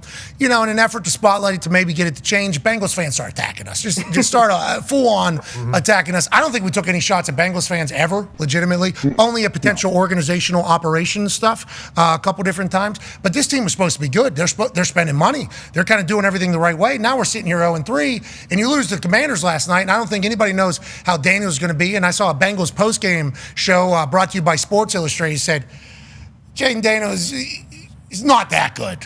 It's like, we don't know that. We have no idea if that's the case or not. But right now, in this moment, Bengals fans have to be, is it full panic over there in Cincinnati from your Bengals fans, friends? Yeah, I think it is. I'm surrounded by a bunch of Bengals fans, and they are very confused. Obviously, the offense played very well. Joe Burrow played well, but the whole walking into the coach's locker room situation, like all this stuff gets magnified when you lose, especially when you're 0-3. But, Jaden Daniels put on an absolute masterclass. Like, he was unbelievable. And the Bengals D, I don't know. I guess they got to figure it out. Yeah, Lou Anarumo, good D coordinator. Yeah, exactly. Yeah. So I think that's why we're all pretty confused. Cincinnati Bengals notoriously slow starters, but obviously 0-3. There's only been 6 teams that have made it, and we're talking all the way back to like 1981. He looks smooth, he looks poised, he looks confident. Team loves him. And if you're going to do that in primetime games, back-to-back games, no punts, like it's weeks 2 and 3, feels like they're off to a good start. Now let's go to the other side there. Buffalo just absolutely beats the dog shit out of the Jacksonville Jaguars. And Josh Allen looks awesome. This Buffalo Bills team looks like it's a lot of fun. We just had DeMar Hamlin on, who got his first pick of his NFL career, and he's saying the vibes are high, immaculate. We're all enjoying this thing. They're letting James cook. You see what we did there? It's like, is this more about the Buffalo Bills or Jacksonville Jaguars last night, you think, AJ? No, I think it's more. The Jags have their own issues. I think it's more about the Bills and what the Bills are doing. I know DeMar said like how much fun they're having. You can feel it. Like when you watch them play, it all starts with Josh, but man, the whole team has a trickle down effect. I think to everybody. What a dart right there! Yeah, Seed. Absolute dart. Obviously, Josh Allen playing phenomenal football right now, and everything he's saying is getting put under a microscope. He said nobody cares about stats. We're just trying to win football games, and it seems like they're doing that very well. Congrats to the Bills. And in Jacksonville, we're sorry. We're sorry. It was supposed to go a different way. Yeah. Pay a quarterback. Change the name of the stadium to his name. Trevor Bank. Yeah. Too much pressure on him. Too much? Yeah, can't handle it. The name of the stadium is a big deal. Yeah. I heard even the people that own Lucas Oil, when they walk in a loud house, they get a little nervous because their name's on the side. I couldn't even imagine if my name was on the side of the stadium I was playing in. $55 million, big deal. So Trevor's next 4 years pretty much locked in, right? I mean, he just got paid. Yeah, they're saying 5. I was gonna say, people on they the had internet. it out A month after ago. 2 years, and then now it's like they're with him for Got the to be the next guy. 5. Has to be the guy. So let's not look at that as a negative. A lot of time it's still developing. The film's not like it's fixable. I'll say that. It's definitely fixable. Now I'm interested to see if Doug Peterson will take over play calling at any point, because if you're going to go out, I would want to go out on my own. Yeah, you would think that would be the case. Remember, he called plays and he didn't call plays, and they were good when he was calling plays. They were bad when he wasn't calling plays. Now they're still having one since Thanksgiving. Maybe get back in there. We would like to see Doug Peterson offense kind of do their thing. We'd like to see Trevor have success, because anytime somebody's getting that B word tossed at them, that can't be fun for anybody. We're fans of Trevor when he was at Clemson. We like the way he's handling himself, but boy, there's some bad football coming out of Jacksonville, and they're losing bad on primetime. It's going to get loud. Joining us now, ladies and gentlemen, is a man who won on primetime a lot of times in his career. Hell yeah. Most recently on Thursday night. Spinning it. Hey, all over the place. AFC East matchup. How you doing? Keep it moving. Defense balled out. He was throwing to anybody that had hands. Ladies and gentlemen, 4 times he won the NFL MVP. 5 times he's done Aaron Rodgers Tuesday. Aaron Rodgers. How you doing, brother? You guys are really overreacting, aren't you? This is the league we're in now. Everybody's overreacting. You're writing off teams. What? People are writing off teams in first 2 weeks, and look what happened. Anybody can beat anybody, and now the narrative changes for everybody. We're being attacked right now. We're not overreacting. Did you see Josh Allen last night? Yeah. He's running the ball all over the place. So good. Jacksonville Jaguars, they lose by 37 on primetime. This team stinks. Jaden Daniels, this guy might be the next C.J. Stroud rookie season. He's phenomenal. And for the Cincinnati Bengals, shut it down. Yeah. That team sucks. What do you mean we're overreacting? Do you have anything to counter what we just said right there, Aaron? Do you have anything to say? 3 weeks. 3 weeks. It's been 3 weeks. It takes time to figure out your identity. It takes time to figure out how to win, to bond, to get that chemistry going. And you hit a fast spot and you get rolling, and then the whole narrative changes. I felt that way after week 1. Went down, played San Fran. Everybody thought, San Fran's a Super Bowl team. We get beat on prime time. And I said, we got 2 games in a short amount of time. We win these 2, the whole narrative changes. What happened? We go down, beat Tennessee, beat the Patriots, and now, narrative changes. And then look what happened to San Fran. They went out and got beat by Minnesota, and then got beat by the Rams. And now, they got major problems. Obviously, they have injury problems, which doesn't help. But it's just, that's the nature of our league. And I think I'm not criticizing you guys directly. It's just interesting to see how the narratives just really bounce around very quickly. We deserve it all. Yeah. We live with the highs and the lows. Well, BC and Tone are 2, big overreactors. I would say that the tie as well. More on the college level. Don't worry, we did it Friday too, Aaron. We went bananas. You guys are winning the Super Bowl. Yeah. Let's talk about that. Whenever you have a performance like that on Thursday night, and I'm not just going to talk about you. Let's talk about the entire offense and how everything looks. Obviously, divisional opponent and their defense supposed to be great. Does that? I know we're only 3 weeks in, but does that legitimize anything for the team, you think, behind the scenes? And what does a performance like Thursday night do for you specifically? Saw you get hit? Saw you run a little bit? Is there anything you pull from that game and think about here on the mini bye week as you move forward? I enjoyed the mini bye week for sure. I had a nice weekend off. We got any dark holes? Any dark holes? We do any of those? Any of those? My timeline, man. No, just the meditation room a few times, but okay, good. No, listen, there's a lot of overreactions that happen whether you win or lose. This was a good game for our offense. We did some good things. I think we still left some points on out there, which is great for the coaches because there's always coachable moments. I think when you have a game you feel like you played really well, you watch the film back and be upset that you missed a few here and there. We missed some targeting, we missed some opportunities, missed a throw here and there. So there's always things to improve on, but New England is a division opponent. They're very well coached. They sat back and played a lot of Mel Kiper on the back end. So, it's just keeping, they can throw a lot of different things at you. So I feel good about what we did up front, protecting. Made some seams for Brees and Braylon. And, for me personally, I said this after week one. I think the progression for me physically is just going to continue because the more comfortable I feel on the field, the more I'm able to do some of the stuff I was doing as a younger player. Because my body's in a good spot. It's just mentally just getting over those hurdles and doing some things I've done before. So I extended some plays. I threw the ball on the run. I ran for a couple first downs. Stuff that I've done over the years, and maybe didn't do as much. My last year in Green Bay, but. The work that I put in the off season, put me in a position. I feel like once the confidence came around with my Achilles, that I could do some of the things I was used to doing in the mid 2010s. Okay, so before we do some journalistic standards, can we talk about that throw to Garrett Wilson there? That's the first touchdown you've thrown to a first-round pick wide receiver, yada, yada. It's a stat. But every football person that's talked about this is like, even the thought of, I'm going to make this throw is a dangerous one, obviously. Not a lot of people would make. We got more zip on the ball right now than we've had in a long time. Do we have the same amount of spin on it? Because obviously, Christian Gonzalez, who's a phenomenal DB, when he sees this ball go, his eyes get huge. This is pick six city. This is 99 yards the other way. Gonzalez is one of the top corners in the league. You knew you were going to beat him there? And how do you feel whenever this ends up being a touchdown? You got to think to yourself, 40-year-old still a gunslinging son of a bitch here. Like, is that a reality? There were a couple still got it moments. I ran for a couple first downs. I extended a few plays and hit conk on a couple scramble alerts. You need those moments. The first two games I didn't move around a ton. I didn't run for any first downs. I think I had like one positive run against the Titans. So it felt good to be able to move around like I feel I'm capable of doing. And just kind of, more than that, just have a good sense in the pocket.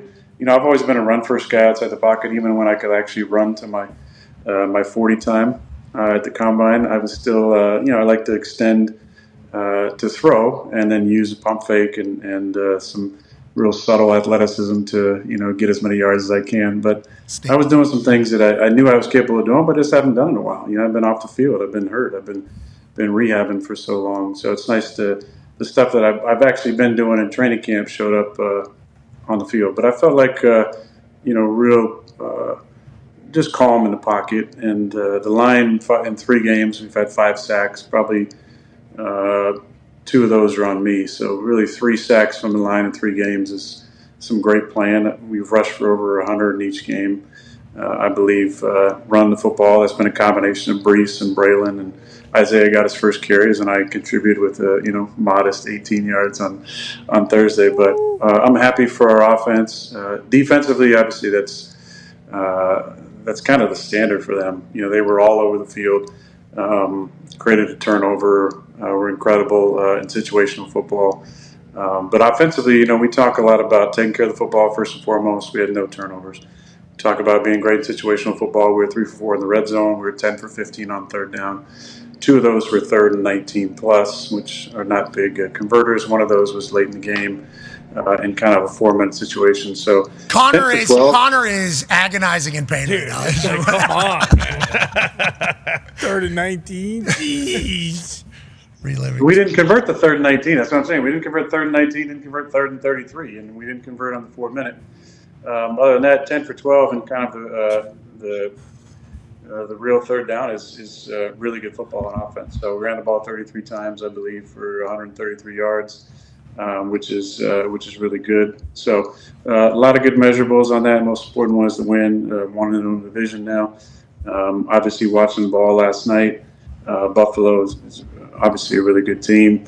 They're 3-0. We're 2-1. And Miami and New England are both 1-2 in our division. So we know it's going to be a good stretch coming up. We got Denver, who's coming off a nice win against the undefeated Buccaneers.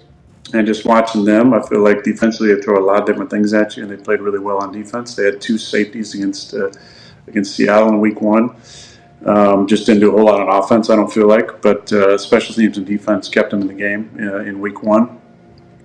Week 2, they played Pittsburgh and, didn't give up a ton of yardage or points in that game. So they've been playing really well. They gave up 7 points against the Buccaneers in Week 3. So they've been playing well. They're going to be riding high.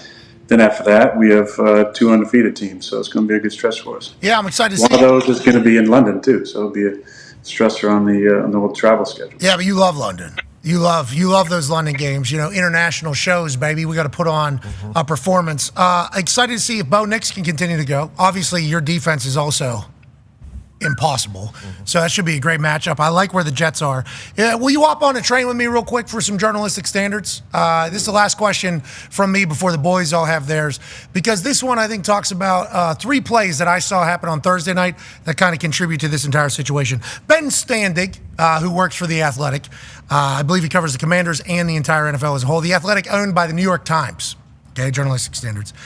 He did an article that basically said, the quote about the Jets from agents that he talked to says, there's complete disarray over there. Look at how they've handled Aaron Rodgers. Has one player had more power than him? He skipped minicamp. They've been unable to convert him into a team player. The vibe inside the building is terrible. Okay, so let's go to the 3 plays that I saw on Thursday night that made me go, oh, that's interesting reporting. The vibe's terrible. How about this one? Can. Everybody on the field does the cans, the hand signal. I know you guys see that in film. I know that's something you stress. The ability for everybody to buy in and be this alert to everything happening in the first quarter is obviously beautiful. Then how about whenever there's a little bit of an extra hit, offensive lineman comes flying in and goes, wait a second, you want to touch my guy? How about we fight?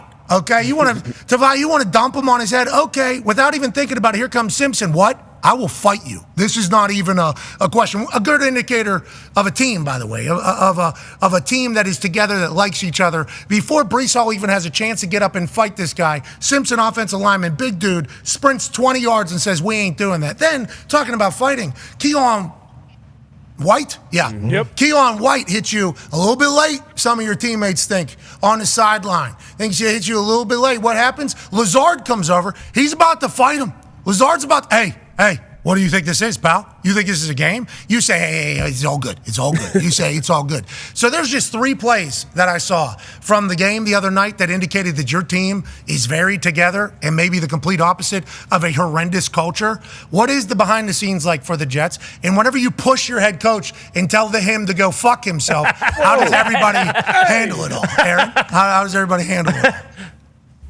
I would say the culture is about the opposite of what that article said. No.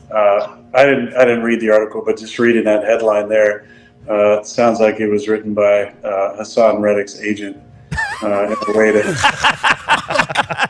but former agent, I guess, possibly, in a way to try and disparage our great organization. When you perform like you do Thursday, and we're 2-1, and obviously, you never know what can happen as the season goes on. But I think you realize how ridiculous some of these off-season storylines can be. Is anybody talking about mini camp anymore? Like, does anybody feel like that's an important contributor in the season? The answer is no, shouldn't, because it's not.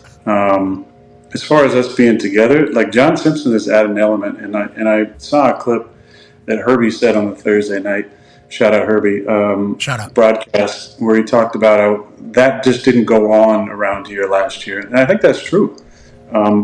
the attitude that he's brought, that Morgan Moses brought, that Tyron Smith has brought to our offensive line, the growth I've seen from Elijah Berry Tucker and Joe Tippmann has really meant a lot to our line. I mean, they have become the bodyguards, the police of the team, which is really, really important. The best teams I've been on, the line polices the squad. And they have each other's back, and they pick people up off the field, and they're the first ones in to back up a brother. I mean, Morgan did that for me, and John as well in Tennessee. When Jeff Simmons gave me a hard little shoulder, the first person in there was Mo, and the second person in there was John. Those guys are both in Baltimore last year. So obviously they bought into something in our culture that they can hold on to. And I think it's the fact that we really do care about each other, and we enjoy spending time with each other. We create an environment where there's a lot of conversation, there's a lot of back and forth, there's a lot of time, for important conversations that show up on the field, and then there's time for us to get to know each other, and there's time spent outside the building that allows us to come together. So I'm really thankful for the environment that Coach Saleh has brought to it. I think it's comedy also, that little clip there. It's definitely cut without the beginning of that or the end of that part. Of course, they wouldn't do that on purpose, but... Journalistic standards, they would never do that, obviously. Just accept the hug. Yeah, just give the guy a hug, bro. Come on, just let him have it. Away from me. Hey, he's not a big hugger, but I know now. This is a good learning experience for both of us. But I love Robert. We were laughing about after the game. He wasn't. That side eye, and all his side eye. He's not. Yeah, he's got like 9 kids. They got to ask why you won't hug their dad. It's true. That's a good question. I mean. But we got a good thing going. There's a lot of belief right now, and it's fun. It's fun when you can come to work. It's a fun environment, and there's jokes and pranks, and then we know when to be serious and turn it on, and guys all believe in each other. We get on the same page. That's when it starts to come together, and that's when it starts to get fun. Hey, you said winning is fun. Like this. You guys, a lot of you guys played. DB, this. Winning is fun. So the teams that are having fun right now are the teams that are winning. And you can get anybody on here who's having, his team to start off hot. It's going to be fun. And if you're 0-3, you're, sitting there without a win, that's not fun. But the season isn't over. That's why I just hesitate to write some of these teams off. There's injuries that happen on both sides. There's guys you get back after 4 weeks. There's the first 4 weeks of film, and then a chance to kind of reevaluate what you're doing. So I find it comical that there's these calls for play caller switches or quarterback demotions or different things that happen because it's really early. Now that being said, the Red Rocket, he sure was on one the other day. Yeah. And I got to see Andy and Kent. We actually went against Carolina in one of those joint practices, and he's such a good guy. Age, you played with him in Cincinnati, but he's such a great guy. Been in some really interesting situations over the years since he left Cincinnati, but one of those guys you pull for because he's one of the good guys in the NFL. So really happy for Andy and his performance. Yeah, he looks cool too. Oh yeah, that haircut change was He's got great hair. I mean, great hair. Good beard. It was a big move for him too. That was like Gordon Hayward almost. Yeah, bet. Yeah, whenever he had the hair change, it was like, wow, this is a new dude. Him and Flacco, similar times they did it. Yeah, Flacco did the same thing. There's no gingers in the set, right? BC's not a ginger, is he? Nah, I got some red in the beard, but no, I wouldn't consider myself. No. What do you do if you are a ginger and you want to keep the gin? Is there a just for men for red? Oh, for red? Gotta be. Has to be. They would be. There has to be, so right? quick. I don't know. You The think? Ginger Coalition's pretty. I mean, They're a sturdy bunch. Do you think he's using it? No. No, Whoa. he's not. No. Whoa. I don't know. I You're mean, calling this I'm a not sure. fake red beard? No. Whoa. chance.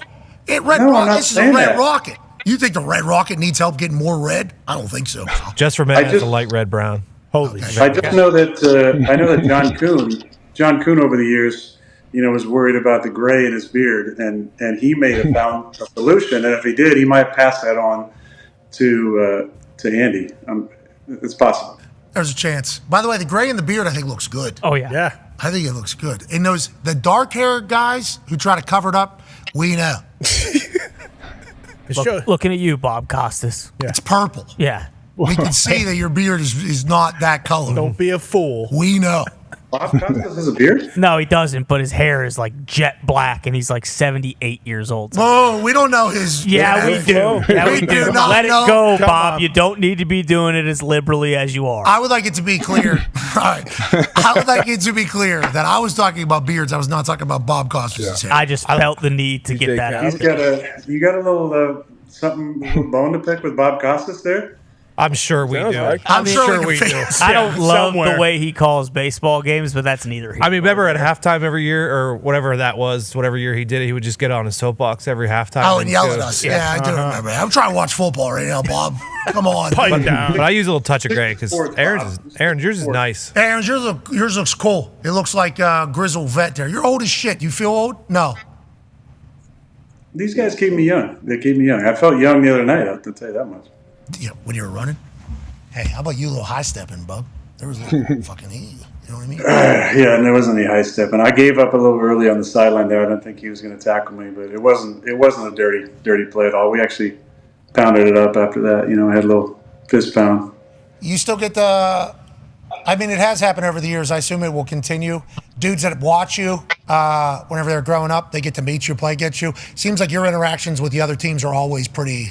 Who was Drake May hung around actually after just to say hello to Yeah, how do we feel about that? You just feel old in those moments? Do you feel like, do you think it's a sign of respect? Do you try to give game? Like, how do you handle those situations now that you are the old icon on the field, you know? I thought it was really cool that Drake stuck around to say hello. I mean, it's something definitely that I would have done as a young player to some of the guys I loved watching growing up. I just happened to be teammates with my favorite quarterback at the time, but that was really cool. Yeah, I'm glad, and I reached out to Drake on Instagram and told him I appreciated that. It was cool. That's a really cool moment. There's something about having that respect and deference that I just really appreciate. So I had a good conversation with Alex Van Pelt, who's the coordinator, about Drake, and they're all excited about him in the future.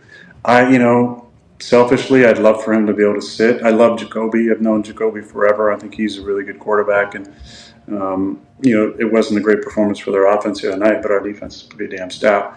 But young quarterbacks, the rarity is the kid last night. Unbelievable performance. I mean, Daniels played incredibly well. We got to see him in training camp again, joint practice with him. And I was impressed by the way he threw the ball. I actually did watch a decent amount of film on him because we were looking at both their stud receivers. The kid who played last night for Jacksonville, I believe, Thomas. Right, yeah. And then obviously Neighbors. We thought there would be a chance to pick either of those two guys. So in the process of watching those guys, you got to see Daniels play, and he was very impressive. What I loved about him is that he played from the pocket on time. And when you can do that, you can stick around the league for a long time because he also has that extra skill set that we saw last night that he can run. I mean, he can really, really run. And he is fast and athletic and elusive. But the key to sticking around the league is playing from the pocket. And I think that's, again, to highlight another guy who played last night, my good buddy Josh, who's playing at MVP level. And I told him, I think I've told him every year he comes to my flag football event, he's going to win MVP in this league. I mean, he's that talented. He's an incredible player. But if you watched him last night, number one, he slid a couple times, which is smart. That baby Josh. But number two, it's just like with Jaden. Like, winning football is playing from the pocket. And then when it breaks down, every now and then you got to make a few plays outside, off schedule.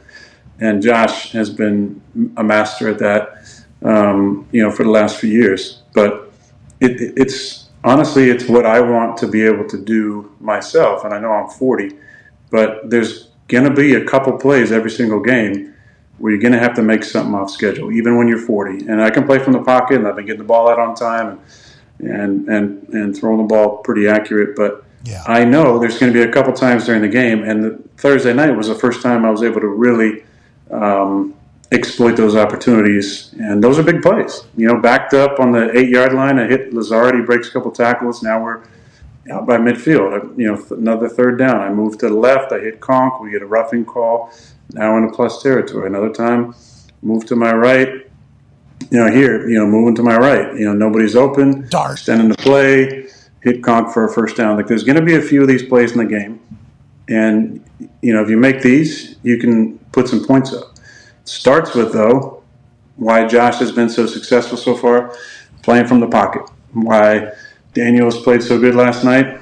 It wasn't like everything was off schedule. It was him making plays from the pocket. Touchdown to Terry, last one. I mean, he's... That was awesome. And he knew there was pressure, and he knew how to get it up, and they had a beautiful stop and go on the outside. They're in a zero coverage here. He knows there's one extra guy. He knows where he's going with the ball. He throws an absolute dime. It's really hard you got a guy barreling down on you. You got to put enough air on Terry on that ball so he can stutter go, and then you got to expect where he's going to be when he transitions out of this. I mean, he's throwing the ball as Terry is stuttering. It's an incredible play. So you got to give credit not just to Jaden, but Cliff Kingsbury, I thought, called a great game. Dan Quinn, anybody's been around Dan loves him. He's created a really good culture there. And then, the stuff that I heard from Terry, when they're talking about Terry on the field, because he came in, I believe he had 8 catches for 39 yards. They read us in the first 2 games. Terry McLaurin's had 1,000 yards, but I saw on the thing last night, like 10 different quarterbacks have thrown the ball before Jaden. But his humility in that moment, that's what you need from your star players. You need your best players to be your best people. And I give Terry a lot of credit. Obviously, him to have a couple big plays was awesome last night. I think he had 4 for 100 or something like that, which is great for him. But I have a ton of respect for Terry, and even more after just kind of hearing the commentary last night about how he's kind of gone about it and knows it's going to, I'm going to get it in time. I know I'm going to get mine. But just the patience that we don't see a lot in this league from star players if it's not starting out right. And I would say to those star players, too, it's a long season. It's 17 weeks. You never know when you get hot, get on a roll, hit a stretch of games where you place a certain type of defense and you get more one-on-ones and you get opportunities. I was really impressed by the quarterback play from the 2 winning quarterbacks last night. Go ahead, AJ. You mentioned these guys playing from the pocket. Is that something that you think guys do that more or less now, say 20 years ago when you came into the league? Like, are they being taught in college? Is there a bigger transition now from college to the pros, a lot of these guys? It's a big transition. I think first and foremost, most of these guys don't play under center. They don't play under center a lot. They don't call their own cadence. They clap. Why not? Hey, why not though, Aaron? Why don't we go under center at least every once in a while if we want to go 4th and 1 or something? Like, why are some teams absolutely won't do it? I think they think the quarterback center exchange is going to go bad because you would never do it, right? Isn't that literally the fear? Isn't that what it is? I'm not sure about that, but you saw last year your favorite team won the national championship playing under center a decent amount, run the football. But you got to play from under center in the NFL. Because you got to give the potential of doing everything from under center with keepers, with action, and then also run the football. The league, as Mel Kiper said last week, the league has gone to the trend of a lot more too high defenses and a lot more nickel personnel. So you're going to have to run the football to win this league. That's why you're seeing, I think, points are down, touchdowns are down, because defenses are playing a lot softer. And as far as quarterback play goes, these guys have to learn how to call a cadence. They have to learn how to play under center, and read a defense under center is different. You can't just be in the gun all the time. So there is a transition. That's why I think it's important that a lot of these guys sit. If they're not NFL ready just yet. And I've said this before, top picks going to teams picking high are teams that are not one player away usually. It's very rare that you're just one player away. So, kudos to Dan Quinn and his staff. They've obviously created something down there. They're 2-1. They've scored on a ton of straight possessions. There were no punts last night. They obviously figured some stuff out on offense. And Jaden looks really, really comfortable, which is credit to him and the coaching staff there. And the vet players around him of making him feel like, the proper confidence for all that. So, but it's hard. I think with Caleb in Chicago, he's as talented as I've seen coming in the league. And I think it's going to be finding more completions on time because he's so dynamic off schedule but it's hard to play off schedule 10, 15 times in a game. And whether that's, I haven't seen the film, so whether it's protection or route concepts, or guys just not open, whatever it is, we need to make it a little easier for them, I think, throwing the ball on time from the pocket. And then you add, these 3 to 5 plays where you have to make something happen, which we saw. Jaden wasn't running all over the place unless it was read option stuff. He was throwing the ball on time from the pocket. Josh throwing the ball on time from the pocket. And then 3 to 5 times in a game, you're going to have to make an off-schedule play. So that's how you're successful in this league. So to your point about the Buffalo Bills, I got a Hembo stat here. Last season, the Bills are under center 28% of the time and had 46% of their pass yardage from yards after catch. This season, they're under center 46% of the time, 63% yard after catch. So it's in rhythm, in time. Damn. Throwing the ball, good placement, right? That's what that stat says right there, Aaron? Yes, I had no coach that said stats are for effing losers. I'm not sure I agreed with that because I think stats can tell an interesting story. Bo, which one? Stats can tell both stories. Yeah, all the time Yes. in every argument somehow. It is phenomenal. But I think what you're saying, just the eye test. Just the eye test. Watching Josh, he's throwing the ball on time. And if we throw the ball on time consistently, with proper accuracy, like the ball last night, the touchdown to Shakir. Is it Shakir? Yeah. They ran just shallow cross, right? Josh throws it. Oh, you even got the clip. Look at this. This is perfect. Oh, yeah. You got the clip. One hitch, ball in perfect position where a guy can run after catch. They're playing man, so nobody has vision of the football. You just got to break one tackle, an explosive gain. That's a simple play. And if you can key up the Coleman clip, can you key up that clip? Oh, yeah. Yeah, absolutely. Okay, look at this. Okay, we're going to take a little action under center. We're going to hit the top. We're going to throw a perfect ball, catch the ball on the 5. It's perfectly in stride. That's a touchdown. If that ball's behind him, it's a nice play, first down. Ball's on the 3, but you put it 1 foot in front of his face mask there, it's a touchdown. I mean, that's the difference. When you can play under center and you can use your hitches properly and you throw the ball in the proper number, that's how you get the yards after the catch. So Josh is playing through 3 weeks. I believe he has 7 touchdowns. Is that right? 7 or 8 touchdowns and no picks. We don't care. No picks. We don't care No about any picks. of that. None of those. Josh is taking care of the football, and that's winning football, and that's playing at MVP level. It does feel like there's a lot more good Josh Allen happening right now than much less negative. And that, I think, goes into what D-Butt's about to ask you about. Yeah, you kind of touched on it earlier. Dylan, being a younger quarterback, obviously you're, old head now, triple OG, but as a younger quarterback, managing that relationship with number 1 wide receivers. Obviously Josh Allen, he loses Steph Diggs. We talked about him earlier. You talked about the Terry McLaurin comments coming into this game with a slow start. You always have cameras on the sideline that's going to be reading every body language and everything that the wide receiver does once they get there. How tough is it managing those relationships as a younger quarterback in the league?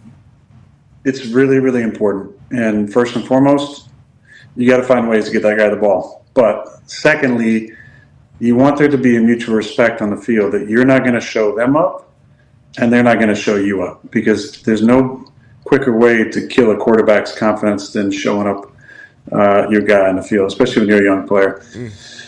And I think it's tough sometimes for veteran guys who maybe been with a veteran quarterback before or got more touches, don't feel like they're, have the role that they want. It's tough. And again, that's why I highlight Terry, because there could have been some fits and some frustration and some helmets thrown when you have 8 catches for 39 yards in the first 2 games. But I don't feel like I saw any clips of that.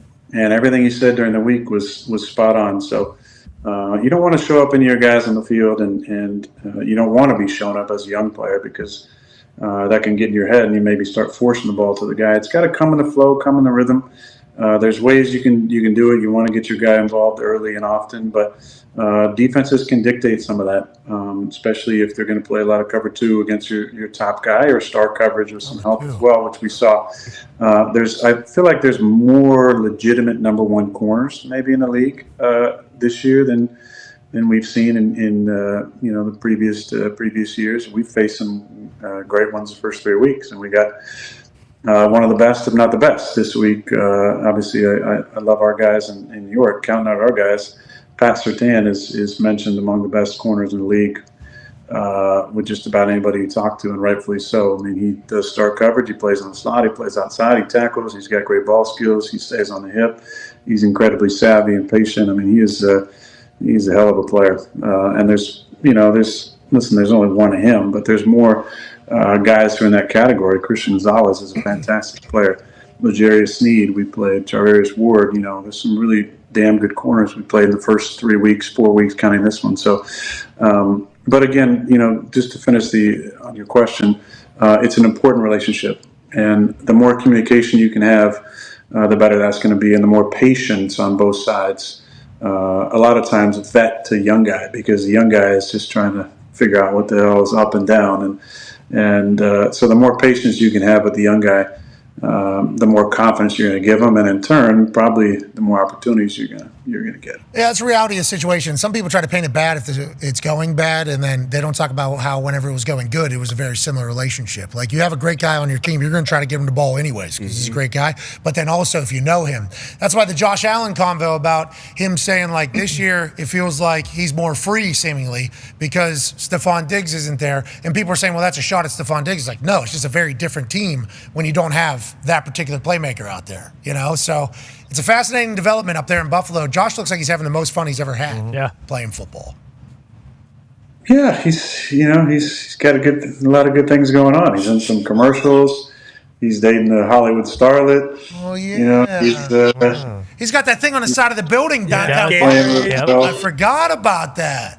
Guy's got that super serious face. Downtown Buffalo. Yeah. Letting everybody know we're about business around here. That's right. We're drinking Gatorade and we're about fucking business. Hey, speaking of great corners, you better protect Sauce Gardner. I think he's got a bear family that's been coming to his house. I've been following along on social media. What? You got the latest video? Yeah, he just posted one this morning, I believe. He said they're running up on him, I think is what he said exactly. And he said he's at a pivotal point here. Do I start feeding him and treat him like family? Or do I go the other way? Don't do that. Sauce asking a question. I think he's doing a poll right now. He's going to have to move like MCDC if he does. Where are these bears at? Do you live near bears over there? I didn't know you guys were in bear country. Shit. I think he needs to call up Jordan Love. I think he's the owner of them right now. All right. On that note, this is the bear family that is outside Sauce Gardner's house. There's a lot of. They're deep. I don't know where he's at in New Jersey. I haven't seen that many bears around my place, but the whole family. Where are they going right there? Are they going inside the house there? I'm not 100% sure, but that's kitchen patio right there. I mean, he might be sitting at a table right there. Right there. They look hungry. You might need to take care of them. Sauce got good food. Probably smells something from the kitchen. Oh yeah, probably. Is that a Buffalo Wild Wings guy? He does have his own beat up sauce. That's what they're saying. That's probably the bear community. Yeah. They've actually migrated from Maine. Ty, what do you think? You should call J Love or what? I mean, I think so. But Aaron, I did want to ask you. You never really had a situation like this, but Matt LaFleur mentioned, especially after last week, but then again this week, he said, I don't really think people realize how difficult it is to do what Malik Willis has done the last 2 weeks with only being there for 16 or 18 days or whatever the case may be. I don't know if you've got to see much of either one of those games, but how difficult is that when you're coming in to a new place like that? And obviously everyone knows what the Packers' game plan was going to be, at least against the Colts. But how difficult is it to do what Malik Willis has done the last 2 weeks? Yeah, I think it's really difficult. I think he deserves a lot of credit for that. I remember even shorter time when Baker came in for L.A., I believe it was, and got there on a Monday. Yeah, Monday Night Football. I remember way back in the day, Carson Palmer did that on a short week, going Arizona out of retirement, I think, to Oakland and playing in a short week, if my memory serves. But it's really hard. I think Matt deserves a lot of credit for the plan he put together. I didn't see either game, but I saw a couple of the clips of Malik and it looked like he made a couple of really nice throws to Christian down the field. I saw with the first play, they lined up and faked a sweep and hit, one of the receivers, Wicks. It was Reed. Okay. Reed for a big gain to get him going. Malik has a really good skill set running the football, and obviously he can run the read option well. I think a lot of people questioned, him throwing a rhythm from the pocket. But again, it just takes confidence. So obviously Matt put together a plan to get him real confident early on, and when a guy starts getting confident, they can play up to their potential. So Matt, I think, as they say, was in his bag with the play calling, and happy for Malik. I don't know how he handled it. It sounded like he handled it pretty well going back to Tennessee. But I'll tell you, there would have been some feelings for sure going back to that place that drafted me. So he seems like a real good kid, and I think just football fans in general, unless you're a fan of the Titans, probably pretty happy for Malik. Yeah, it was fun to watch Malik do his thing. LaFleur, you said he was in his bag, not only calling plays, afterwards a fire alarm starts going off while he's doing his press conference, and he said, they told me this place would burn down if we came in here and got a win with Malik, and I guess that's true. But anyways, next question. It was like great bar. Yeah. LaFleur was on it, obviously. Pristine eyebrows. We continue on YouTube, ESPN Plus, and TikTok Live. We'll see you tomorrow. Have a good one. Right there. See, that's got it. That's professional journalism right there. We used to give Matt a hard time about some of his bad jokes, so it sounds like his humor's gotten a little better, which is good. I don't think I can't say this for sure either. I'm not sure that he's, got any gray going, but his hair, and facial hair is usually pretty on point. Not saying he's painting or anything, but but you say he always has a fresh cut going. I'm assuming he still does. Man, no way. There's no way he's painting those eyebrows. I don't know if he's painting, but he is definitely getting a haircut every Friday or Saturday, Which without I respect. a doubt. Which I respect. Maybe 2 times a week. Could be. Wow. That fade is always very tat. Yeah. Yeah, but he's painting. He's not painting. Look, there's a little gray in there, but maybe he left the gray in there. Do you have that's when he got signed to be the coach. So I know I gave him a couple more gray hairs. Is there any? Hey, that's good. Hey. You got a recent picture? Is more gray or less gray? Hey, he probably has less gray now that my old ass is out. Yeah, he got younger somehow, seemingly. He's like, my skin's smoother, my hair. I woke up, it's all dark now. Stress levels are better. Wow, man, this is great. Well, he does. He probably did up his D a little bit because he's been doing this a little. Oh yeah, bit. yeah, A lot more, a little bit more of this. What you do during the mini bye week? You read a book, watch anything? You say meditated a couple times, body felt good. You watch some sports, obviously less from football. You watching college ball at all? What you do during the mini bye? I did. I know there could be a little bit of clamor for the book club to come back, and I read the 7 Spiritual Laws of Success. Which is fantastic. Tone did not read that. Tone did not read that. What's your favorite law, Tone? That's unbelievable. He has an AP vote, and this guy's just making up lies right here. You wrote. Does he really have an AP vote? Tone does? Yeah. Shoot, brother. Keep coming back, Aaron. Keep coming back. Oh, whoa! You can't say that. You're not allowed to say that. Well, he sent me a watch, one of his beautiful watches. So I can say that. That is not. What about the old guy in Chicago? Does he still have a vote? Oh, Hub Arkish. Oh, jeez. God love you. I'm not Tony got his. I'm not giving any MVP vote to anybody that's unvaccinated. How about that? How about that? Not going to give my vote unless you got a vaccine, 4 of them. And hashtag quotes that didn't age well. Yeah. There's a lot of those these days, Aaron. Buddy, we don't want to dive into that. It's week 3. Week 3 of Aaron Rodgers Tuesday. So you read the 7 Laws of Physics? Is that what you said? I think I heard. What was the name of the book? Physics, spiritual success. There it is. Yeah. Sorry about it. 7 Laws of Spiritual Success. Yeah, it's a good one. It's a short book. You would love it. It's only like 90 pages, quick read. Yeah, very simple wisdom. Written by Deepak Chopra. That's good. I know who that is. Right? We've heard that name. He was in the book club. He was in the book club before, I believe. Deepak Chopra? Yeah. Of course. Does he have an IG? Yeah. I think I've seen some clips. Was he a speaker on there? I think I've seen some clips. Does he do influencing? I don't even know how to answer that. Well, I guess with his book, he certainly is influencing. True. Is this a Shang-Chi situation? Shang-Chi is dead, by the way. You sure? And also, it's a movie. It's Sin Tzu. Are you talking about Art of War? Yeah. Sun Tzu, yeah. Sun Tzu's dead. I think Chuck Berry really liked his book as well. Nice. All right. Best guitar player of all time. That's not why you That's like not Chuck That's Berry. Deepak. That's Jeff Goldblum. That's not Chuck Berry. That is not Chuck Berry or Jeff He Goldblum. does kind of look like Jeff Goldblum. That is Deepak Chopra. Can we get a Zito? Can we get a side by side of Deepak and Goldblum? Coming right up. I mean, Chuck Berry. That's not Chuck Berry. I was just double checking. I wasn't sure. That's Sun Tzu. Chuck Berry was mentioned. D-Bot and loves he Chuck popped Berry. up. Oh yeah, legend. How come Ty stopped asking me questions? What's On going and on? off the field. Really out of control. Oh, What? Ty doesn't ask questions anymore. I get he it. just asked you. What is this guy all doped He up? asked you. You know what he did? He said ayahuasca in your bottle? Jeez Louise. Just asked you. Literally about Malik. Oh, that was him? I thought that was BC. Oh, no. Oh, no. Speaking of Connor does have a question. Yeah, for I you. do, but I mean, now we're talking about all this other stuff. Aaron, have you caught up on the internet lately? have you seen all the stuff going on? It's pretty wild in the streets right now, brother. Aaron, it is crazy in the streets, right? It's hard not to just like be completely engulfed. I mean, you have. By all of we it. talked about it for like an hour this morning. It's pretty. It's not electric in a good way, but it's electric in the sense like, holy fuck, this shit's really. There's happening. so much stuff happening right now. And I assume you know that. He had a mini bye week. What a time for him. Yeah, exactly. That's what I mean. I mean, there's a lot of time this weekend. You've read a 90-page book a lot of other time. I'm practicing the law of detachment, so smart. Me, I need to do that. A lot of people are doing that with their Twitters. Yeah, they're just getting rid of them. They're detaching from them completely. Allegedly. Anyways, well, here's I think those are for different reasons. Allegedly. Okay, so you have. You seen- do know. all right, Yeah, so you thank understand for what's going answering on. my question. Oh, yeah, he knows. We're all in there. Here's the photo of Jeff Goldblum and. Wow. Whoa, it's pretty close. Yeah.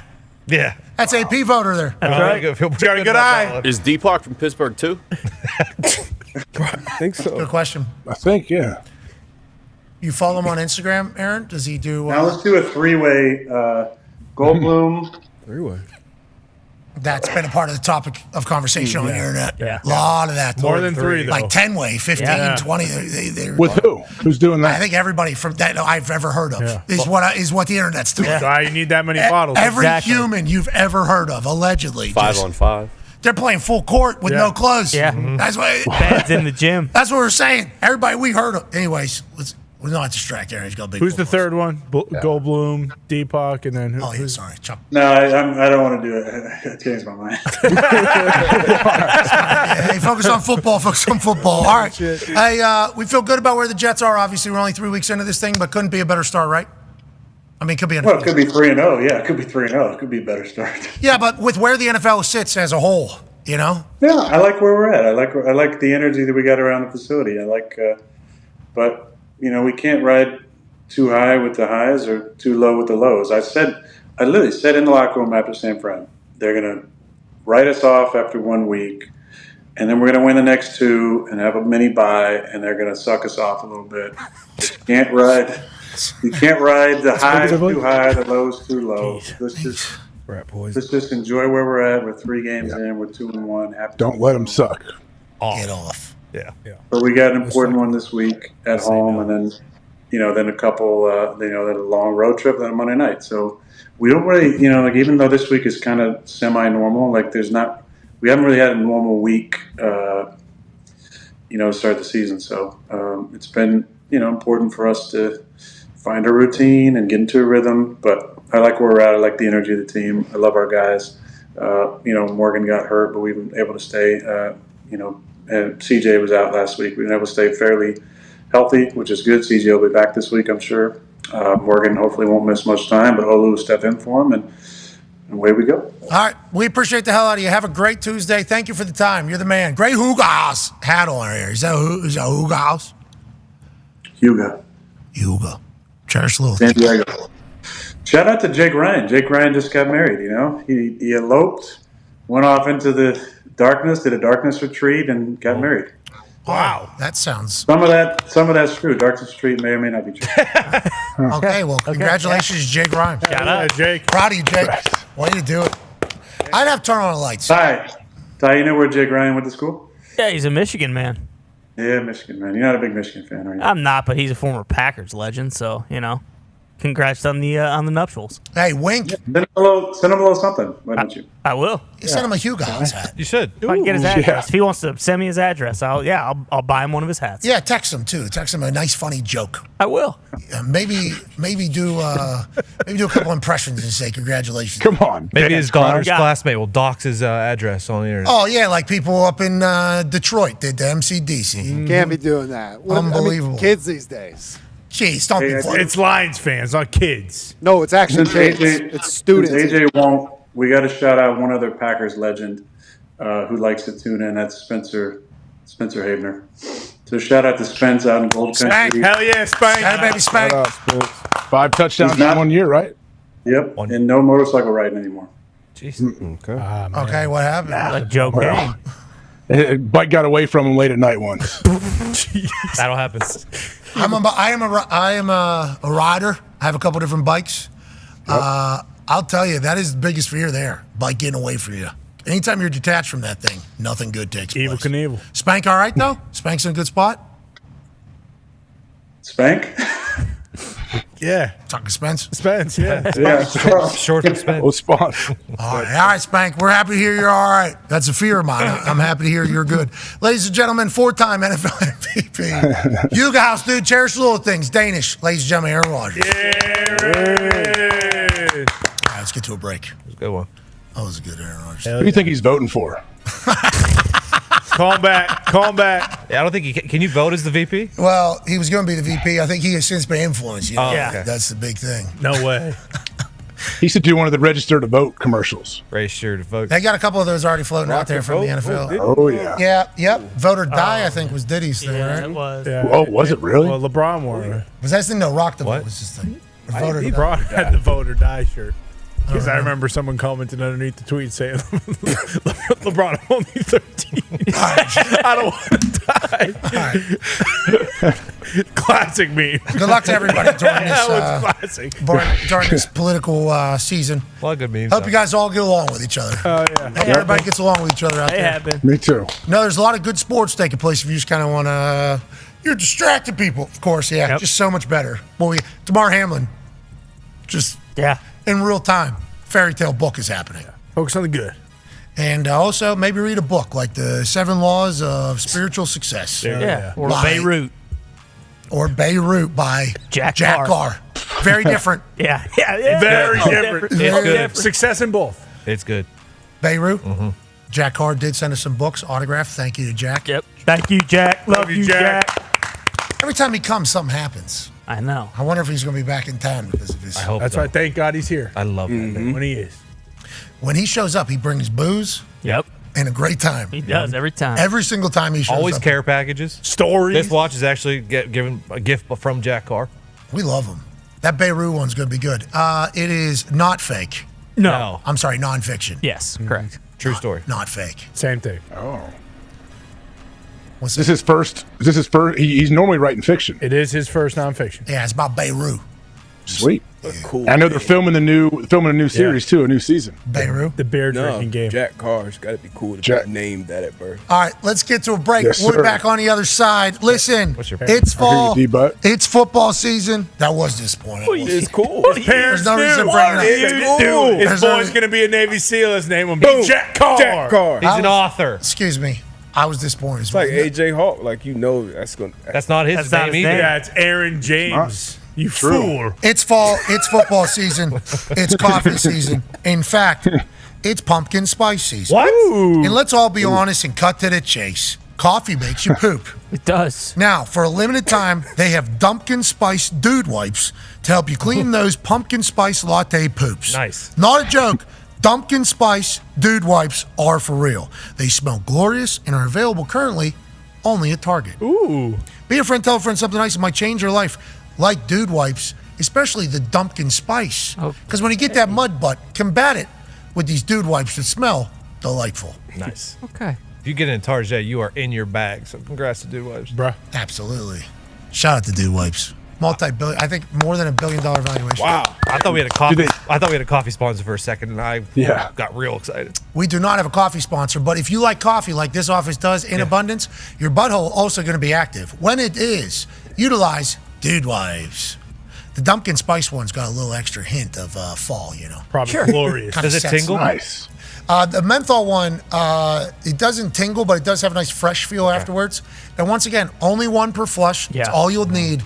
But a bath for your ass every single time. That's Dude Wipes. Get the pumpkin spice now, available at Target. You're the best people on earth. Whenever we get back, we got some good D coming from Everything DB. Oh, yeah. Be a friend, tell a friend something nice. It might change their life, like Dude Wipes. Take 5.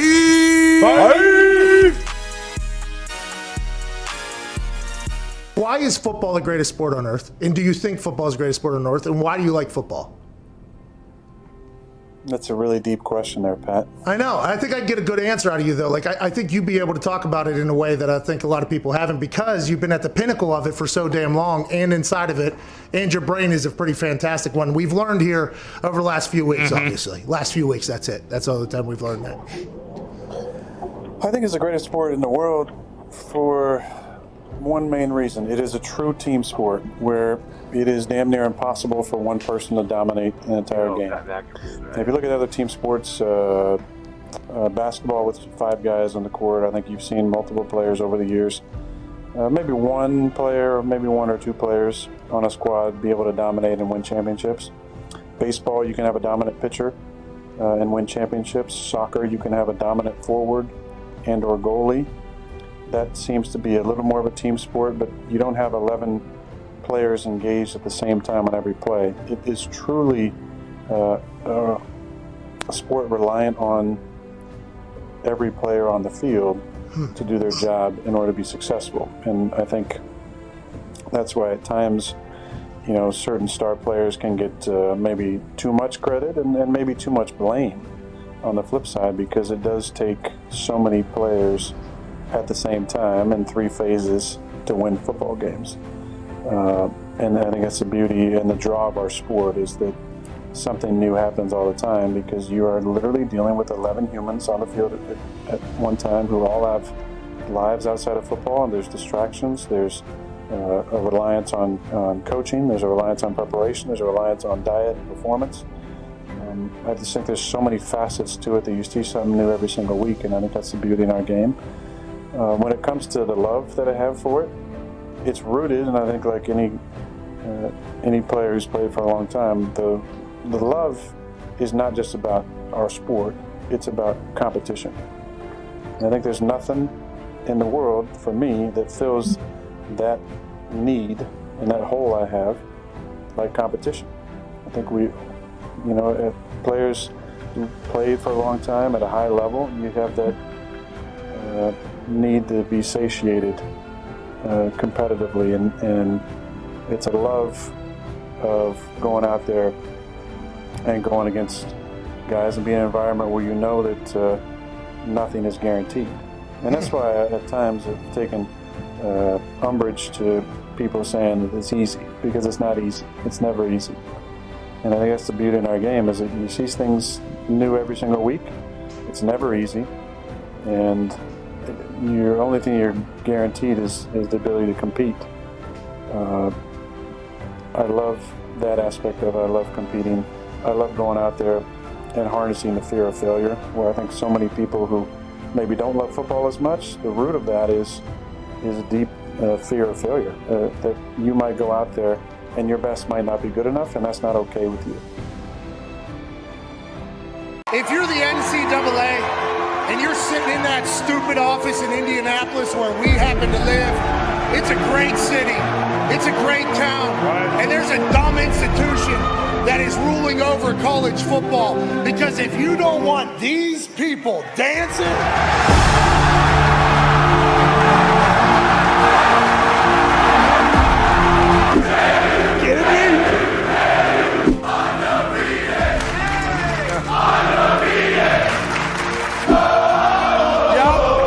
celebration, bitches.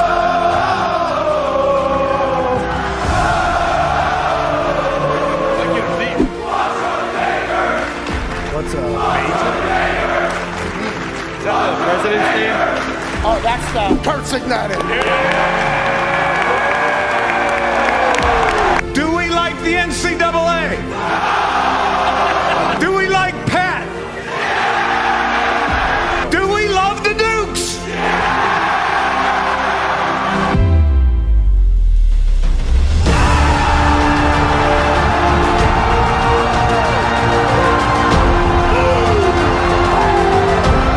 I wish when I was asked, like, why did you punt? I could say my subcommittee recommended I punt. Talk your shit! Talk your shit! Talk your shit! Talk your shit!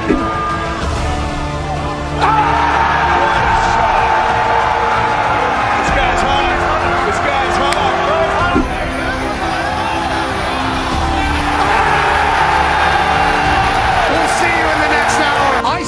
today, we take a stand against the NCAA. Let them bowl. Let them bowl. Amen. Rest in peace, Dale. Moment of silence for Dale Earnhardt. Moment has passed. Thank you, Dale. This one's for 3. AJ Hawk, $5,000.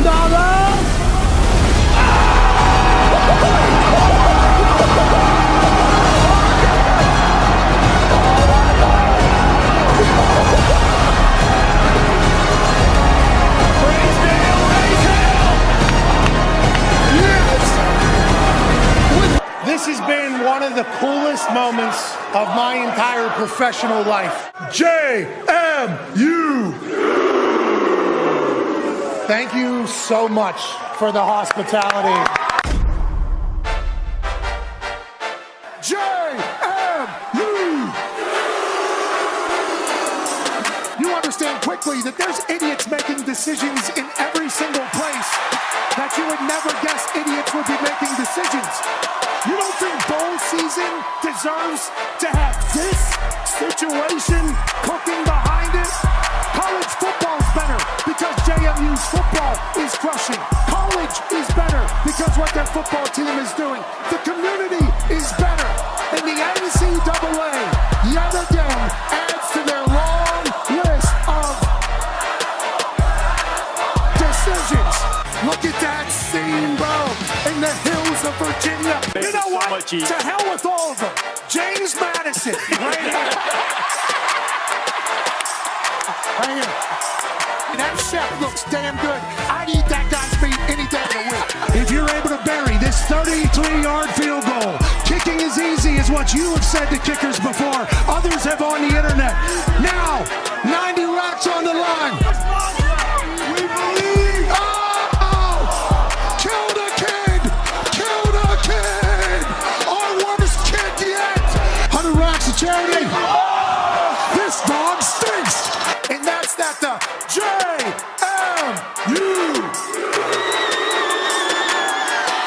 are going to crush App State. They would crush anybody this weekend, especially in this city with how dumb the NCAA is. Let them bowl and let the boys dominate today. In my Constitution, I have the First Amendment right to free speech. Pat has the Second Amendment right to take its sleeves off and show the bare arms all the time. But I'm saying, if we are so lucky to go undefeated this year, and we end up winning in a bowl game, if we get in, I'm going to use my First Amendment to declare the JMU Dukes national champions. Like UCF. I'm just going to say it, and come and stop me. Time to coach. I'm jacked. I know it's working. All of it's working.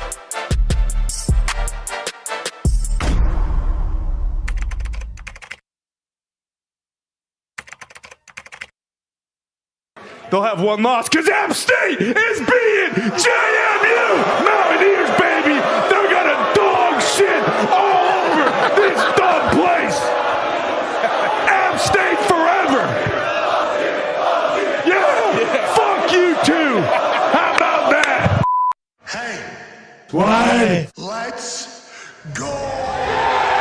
This show stinks, and the fact that you listen, we are very, very thankful for. McAfee on the line with a gorgeous assist. The all-time leading tackler for the Green Bay Packers, UP. Damn it! Be a friend, tell a friend something nice could change their life.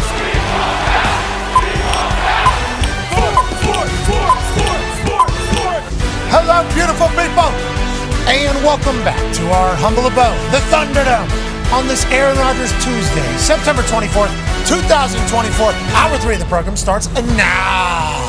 Football is the greatest. That's AJ Hawk right there. The talks tables here at Boston Connor and at Ty Schmidt. One half of the hammer. Dahn. Cowboys AP Tone is here. 9-year NFL vet and a man who's about to host a segment called Everything DB, Good D, Bad D. Darius J. Butler is here. Yes, sir. That'll be in a matter of moments. We have some news from the program here. We promoted 3 guests who are going to be on the show today. That's right. Publicly, before the show started. All 3 guests showed up. Wow. That's first time. Unreal. Wow. Great interviews. That's first time, long time. Yeah. Pretty big. Put the tweet out earlier today on X, like, you know what? People should hear that we got Dallas, DeMar, and Aaron on today. That's something that most shows would do. They would promote it. They'd say, hey, listen, got some pretty big guests, pretty timely guests, pretty topical guests. Should be a good conversation on this glorious Tuesday. Maybe you should check it out. Every show would do that. We can't, you see, because every fucking time we've done it since the beginning of this show's existence, somebody's canceled. Even every guest has potentially got caught up doing something else, and we had nobody.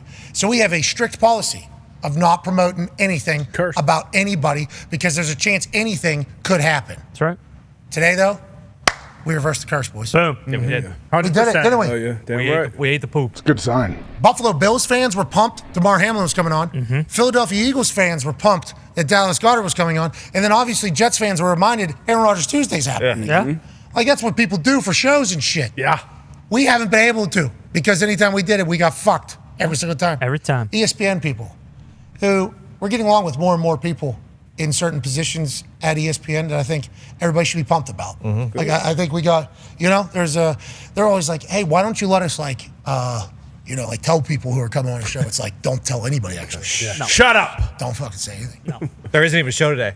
Put the tweet out. Bunch of people that followed the program were like, oh no, shouldn't have done Shouldn't this. have done that. Today we reversed curse. Boys. Tree for tree. Holy shit. Yeah. So it'll never happen again. No, it won't. What? What won't? If we promote anybody, they're all coming on. Universe Ball? If it No, happens. no. I think the Universe Ball. Tone, please. I think the Universe Ball will be another tweet saying who's coming on. And if that's the Universe Oh, Ball. okay. So that's like the reality. But that's the situation we're talking about here, though.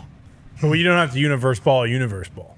Yeah, but I think we should potentially see what the universe is saying. I think you should see what the universe has to say. Good for the program to be able to tell people who's coming on show. Without a doubt. That could be pretty cool. But universe balls have lies. Didn't we do a show?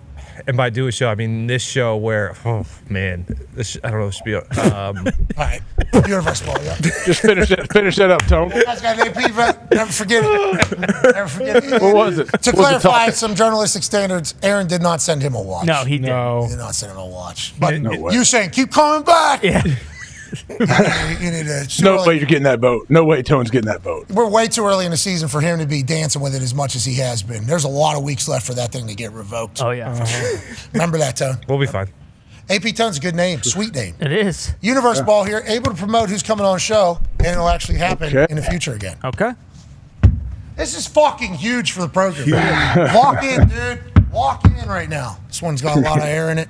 I will say, I'm on a losing team in a game 33 in our Thunderdome. This is very new territory for me and Foxy. Not really. Again? Not really. Again? It's not that Very new. new. It's been Connor knows. It's been 3 Are they weeks. just doing It's been 10? 3 weeks. Okay, it's been 7 years All this season, time. I don't It's know been a about lot of that. years. This is the first time I've had a legitimate partner for a extended period Can of time. Foxy not shoot anymore? And we No, were 3 we weeks used our in a row here. We used our good game last week in a non-title belt game, which was very It was a unfortunate. friendly. Marks. Okay. It's not a coincidence. Against These a trophies goose. are sitting next to us. Against a right? goose. Fuck! Never mind. Never mind. How about that? Never mind. Everything we're doing is for naught. We're not even doing the universe ball. What? I tagged the wrong Dallas Goedert. It wasn't even a proper tweet. No. Wait a minute. So didn't even Oh, didn't so even where- do it. who is so, that? so Gotta we- be right. Come on, Elon. Who is How's that not right? I don't know. I think it might have been his old one. That guy's got. That's So gotta it's be him. him. No, So that's still not. He has a counts. different one now. Still counts. Still Oh, counts. That's all me. Jeez Louise. That counts. So I still promoted it though. Yeah. Yeah, still promoted. What's his new one? How close is it to the old one? How about it's hard to find some of these? Like DeMar Hamlin's is Hamlin Island. Yeah. So if I put at DAM like his name, Hamlin Island isn't even close. No. You got to fuck up enough that it brings up the It's the same thing. Goddard 33. That's the same exact thing. Jeez He's Louise. not 33. So when I He's not type number Dallas, 33. so I go at Dallas, Goddard 33 is not even popping up, even though it has Dallas Yeah. Goddard on there. I think I figured that we got to sort The that. search bar has gotten worse. Even if has, you're trying to certainly. find a tweet, Yeah, with it's not the hashtags same. and stuff too. It stinks. I'm Right sure now. Elon It's will bad. get sorted. It's Elon. bad, brother. Let us Yes. block people, Elon. Don't What are you take doing it with away. that? Why are you holding? I mean, it's no coincidence what? that both won championships. Okay, they are the current 33 champs. Have of the been. Thunderdome. Have been. It's been a few weeks. For a It's while. the longest 3 weeks. Are they really good It's at been tipping your 2 shots or games, what? though. It has not been 2 games. See, now he's just lying. It has been 2 games. Literally been 2 It's games. You No, took we me off. won it, and we defended the title twice. Yeah. 3 games. No, you played in a friendly one time. We've You defended the title. doesn't We've count. defended the title 3 times. Connor will say sometimes when he's there, oh, I got something to do, I'm going. And he never leaves. Well, and we don't play. Sometimes things change. You know that. Look, we're taking a universe ball because things change on the show. Sometimes it's not changer has to win a national championship. I'm very proud of you guys for winning, though. It's fun, isn't it? It's good shooting. It's great. You guys are playing great. Yesterday was a good game. You guys are playing really good basketball right now, 33 basketball right now. I just want to let you know that. It's been an honor to watch. With that being said, I need one to fall. And I don't care if it goes in the way your guys' balls go in every fucking shot. Right. Man. Every shot. Clanking all over. Bang, bang, bang, in. Do you get 3 tips on their miss? Do you get 3 tips? Yep. Yeah. So they must be pretty good at tips too. Are they hustling? Or they, Well, it depends. I've been hooking up some good misses because of how tight the upper body is because I've been doing a lot of beach bod workouts. Exactly. So if you have good misses, you're in a good spot. Oh, yeah. And I'm a good misser. Last week we played good defense. You got to read the ball. You got to read it out of their hands, though, right? D-Bud, I'm Yeah. sure does that. Like, you got to read it out of their hands to see where the miss is going. Jay. You get fucking worked in here. I think you already have.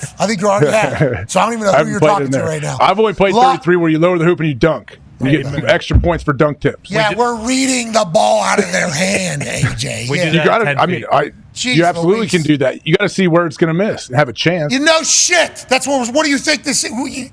What do you Not- think you not are? perfect You science. think you're Some some people are much superhuman? better. Who do you think you are? Some people are much better than others at reading. Dennis Rodman, he knows exactly where that ball's going. 70% go long. He would be incredible at 33. Yeah. I mean, Holy we almost saw the best rebound ever in here when Pac-Man climbed up yeah. into Oh yeah. Pac-Man climbed a wall. That was real. That was very legit. real. That was his first time playing. Of course, he fucking runs the wall. It's insane. Anyways, if we get back to what we're talking about, we're allowed to promote guests on the show. Okay. If this ball goes in. Shout out to the universe giving us the answer. Okay. Once again, universe, we'd like to let you know, would be cool if we'd be able to do this. It would help a lot. I hope I get one of yours.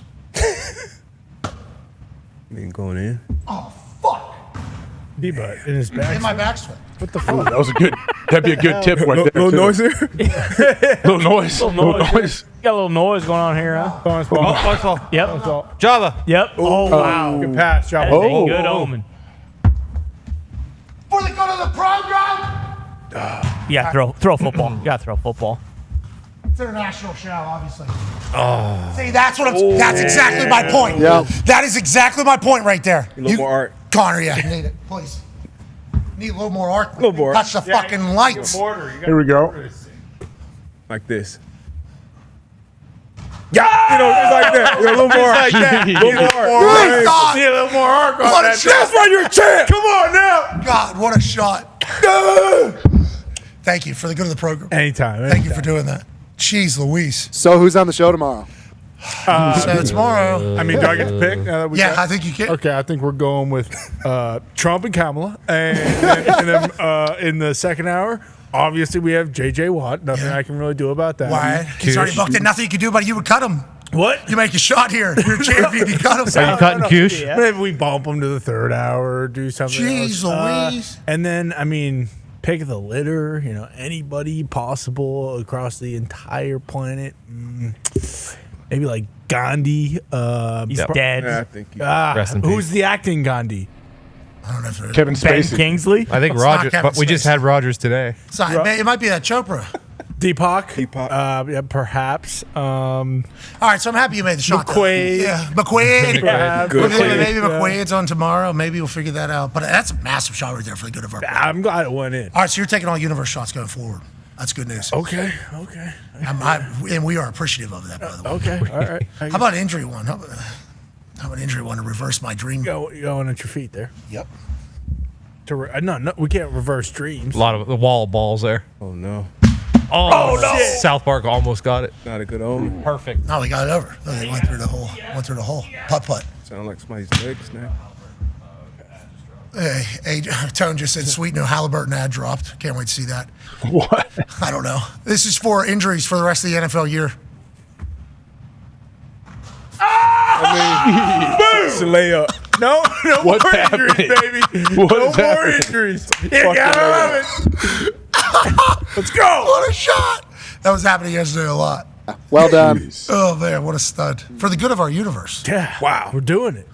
Oh, yeah. What is this? Diddy's on tomorrow? Is that one of the guests? I don't know if we're able to have I didn't see phone call. Diddy was not in that picture. I got some questions. So what's going on with Tyrese just put this out? Tyrese Halliburton put this out? Movado, that's a watch, right? Mm-hmm.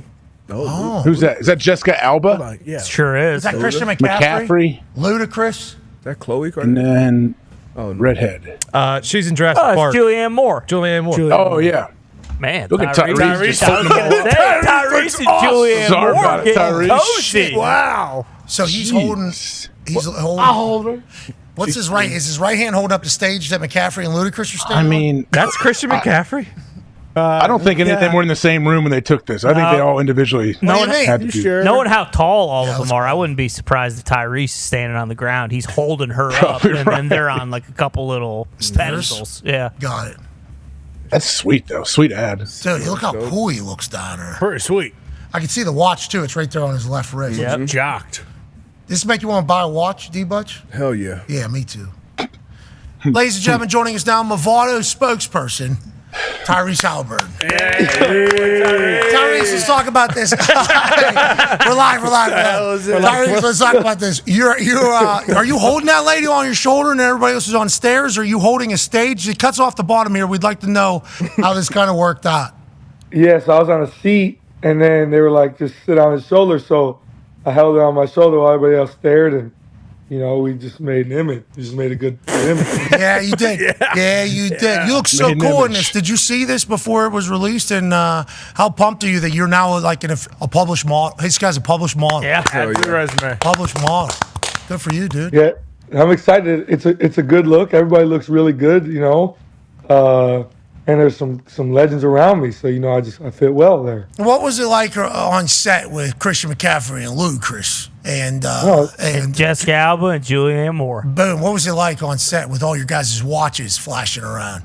Everybody's super cool. Ludacris actually had a big part of me doing this. He was pushing for me to be a part of it, so that was cool. And I rock with the 49ers because my boy Brock. So me and Christian talked a lot about that, and Jessica Alba, she's Honey Daniels in the movie Honey. So yeah, I had to Julianne Moore. What about Julianne Moore? What's your favorite movie of hers? Julianne Moore is a big Knicks fan, so there was a lot of banter between us. Oh, okay. All right. You did some gardening, obviously, in Madison Square against the Knicks, so I'm sure that was brought up. Movado is a watch brand that I can buy everywhere, obviously. Yeah, for sure. Let's get you. I can get you some pieces. Come on, let's do it. No. I'll support the business because I'd like them to know that if you're going to have our friend model and wear watches, we'll support the biz. Amen. You have your own model? They give you your own model? I want a Halliburton edition. Yeah, do you have a Hallie? I don't yet, but it's something that's in conversation for sure. Okay. It sounds like not, though. That's what it sounded like. You sound like it's not in conversation yet. Bullshit. It's in conversation. Why would I make that up? What would I gain from making that up? Well, just like hope that it would, potentially lead to putting something into the universe. We'd like to do that because I'd love to wear a Hallie. Fuck yeah. No Yeah, doubt. I would wear a Hallie for sure. Yeah. Kidding me? Wear it tomorrow. Send us some It's not available yet, but it will be. Fuck, man.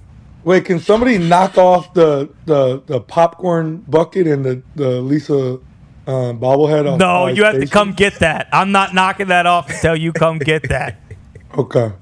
Don't do that to Coach Plus Bluter. Dale Jr. or Dale's up there, so I don't want him falling on the ground. Smart. Lisa Bluter did not do anything to deserve to be potentially. You gave her away though, right, for an Olympic gold medal? Yeah, and the popcorn bucket. Oh, I forgot the late ad of the popcorn bucket to really seal the deal for the Olympic gold medal on the other side. I know. That's one of a kind. I know. That's what I said. And I told him, I was like, hey, I'm really not okay with parting ways with this yet. So He put up his Olympic gold medal. he did. He did. But he's going to have to come. Oh, there it is. Still good. It's just always around. Yep. Shining it. It's always around. I always got it in my pocket. I just, throw it off. Just so everybody who's watching the show knows, I just got a random FaceTime call from Pat and the crew. I thought, they're calling me to talk shit. Here we are. I'm on the show. Let's do it. Okay, we appreciate you. We appreciate you answering and talking shit. You're the man. Thank you for showing up in the coach suite. You are becoming one of the stadium pillars over there, pal. I guess so. Well, you forced me to get up there this time. No. That's Save the bullshit. city. You and Blue were up there. You and Blue. Yeah. Me and Blue, not the inflatable Blue though. I don't really bang with him. I like the actual mascot Blue, but the inflatable Blue and me, we don't really see eye to eye. There has been a little What's he do? He's a piece of shit. A lot of people think. All right, I'm watching the Movado video now. All of a sudden, brother, you're acting in this thing. Look at that. Holy shit! She married? Halle!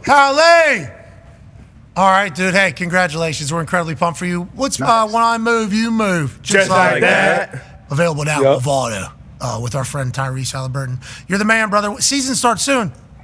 See, yeah, camp is next Tuesday. Camp starts next Tuesday. Isn't that crazy? That's right. On the corner. Right now. All right. Good Get luck. you one of these. Get you one of these. Connor, shut the Connor. Back it off. Good luck. All right. Hey, great work on NXT. You're the man, ladies and gentlemen. Tyrese Halliburton. Appreciate you guys. Man, just hanging out. Who knows? It's the middle of the day. Training camp's not too far away. Get a FaceTime from it. Hello? Man, you're fucking acting now? Yeah. Jeez. Good at. Just hanging out. Just shining his gold medal. Just hanging out. Remember, I think he was supposed to come on the one day, but he couldn't because he was shooting that in New York. Remember? Oh, yeah. Had to shoot a commercial. I forgot about him having to do that. Tyrese, if you get around him, makes sense why people would like to keep him around. Yeah, he's the best. His vibes. He's the man. He's got to have his own model. Got to have his own watch, for sure. We need a Halle. Need it. We need to rock some Halles out here. We would for him. He's obviously he's very good at basketball. Sure. And his style of basketball is trying to make other people look good. It's electric. Like that is who he is as a player. So that's obviously a good thing. And that's probably a pretty humble mindset. But then you get around, his vibes are always immaculate. It's like, what a perfect guy to be the leader of the Pacers. And, nobody's giving us a chance, especially those people up there in Boston. Well, it makes sense. I mean, before the season starts and you're the odds-on favorite at plus 150 to win the title, I mean, what do you expect? Jeez. Well, and you guys were massively disrespected a couple different times. That, got people talking about injuries all playoffs. Porzingis didn't really play the entire playoffs. Is he going to be able to ever play? He's not going to play until January anyways, so that's probably the right thing to do, right? With bingo, yeah. So we'll probably be, I don't know, like 40-5 by then, and then we'll close out the season strong enough. Basketball is so fascinating because I forgot the iPad. Speaking of, is Sean still a free agent? So I don't know. That's interesting, isn't it? I think it's really happening behind the scenes right now. Okay. I think for sure. I think a lot They're of making a decision this soon. Everyone's still reeling from the Woj news. Yeah, rest in peace, Woj. Might need another month or so, I believe. Everyone's tweets and stuff were very. They did act as if Woj passed away. Body's still warm. He's general manager. Yes. There's St. Bonaventure Bonnie. He won his life back. I think Shefty said he hadn't showered in like 30 years because he couldn't get in there because of the case his phone. Feels like the insiders. Feels like the insiders have a lot of empathy for other insiders because they understand what life is. Mm-hmm. So 30 years. Yeah, he showered. Well, he did. I mean, did ESPN even pay him, or did he do it for free? Or? He was paid very well. Yeah, very. Well, he was great at his job. He Obviously, was top of the food chain.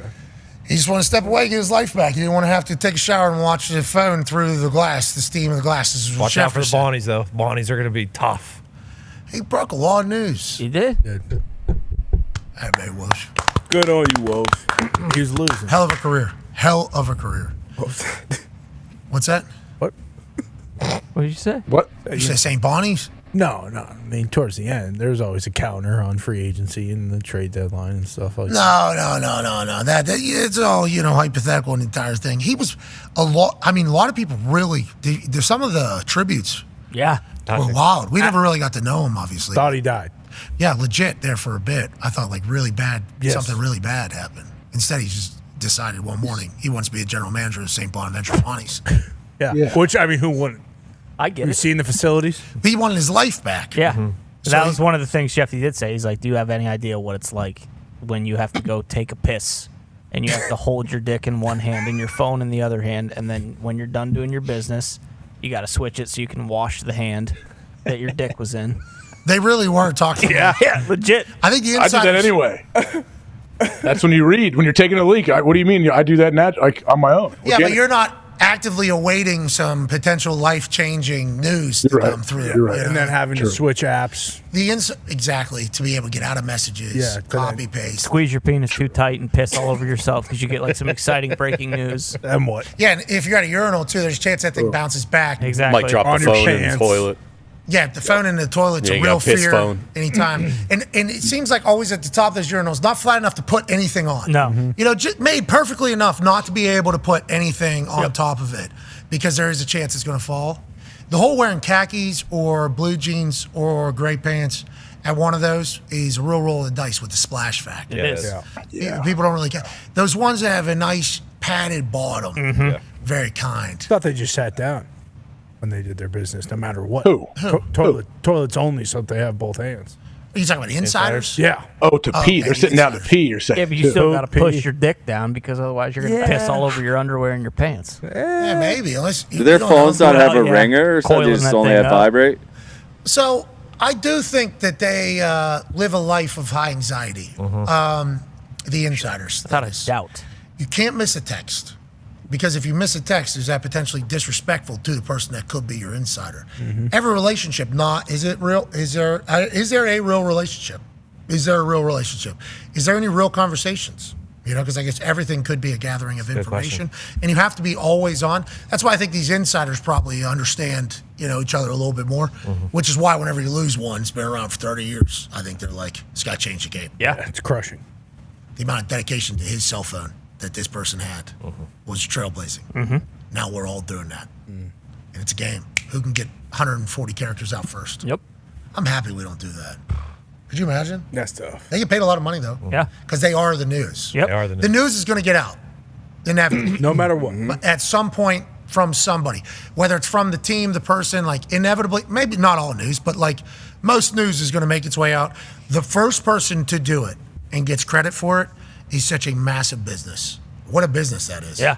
Legitimately. And people do keep track. Oh, yeah. There's some young guns out there. Hungry. Got some hungry young insiders. Don't even sleep. 21 hours of screen time or something? During the free agency and the trade. Man. Didn't Jay Glazer say like it's too much? That's why he breaks the big ones on Sunday. Yep. Young man's game. Scoopage. Yeah, well, obviously he's still going to. But he said he doesn't want to deal with all the little ones. He said he couldn't do it anymore. He said he's just going for the big ones. Yeah, after the COVID one. He put his Brian Allen? Yeah. First player ever? Sit down. Sit down for this. Brian Allen, the fourth string center for the Rams, has COVID.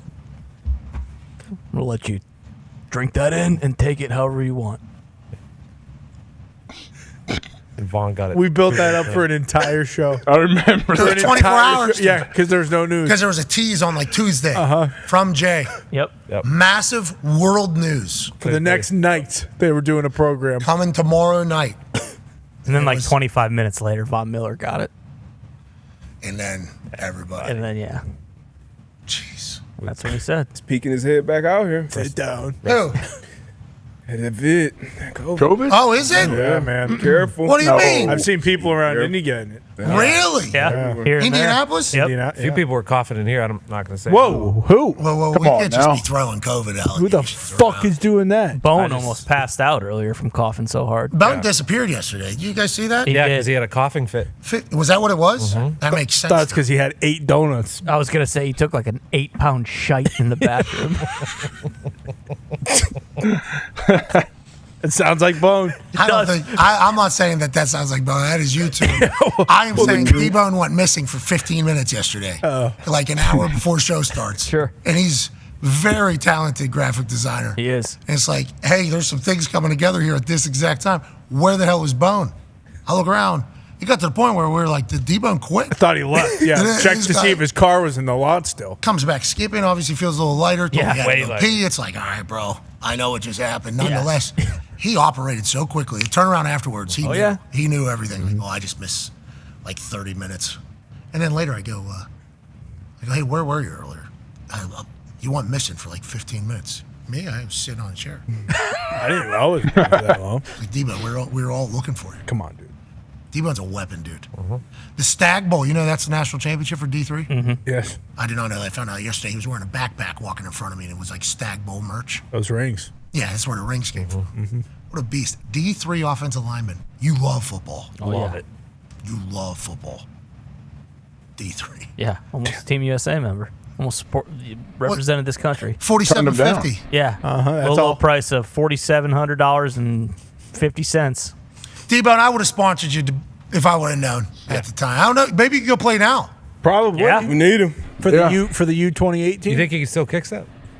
Definitely kick step. Yesterday, before the 15-minute miss, and maybe not. After, I think he's getting to a spot like Joe Thomas. Yeah. I think he's kicking that thing back and skipping. He was judging the Bears' offensive line big time As he on should. Sunday. This guy might be a football genius, too. Last night, he put his first bet in, live bet Terry McLaurin during the final drive. $190 pays out $8,000 for him. Congrats, T-Bone. Congrats, T-Bone. T-Bone had a great day What a yesterday. play. Wow. T-Bone had a great day yesterday. He's $190 for $8,000 on a live What bet. a play.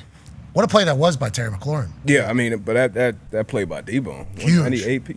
Guy can read the game.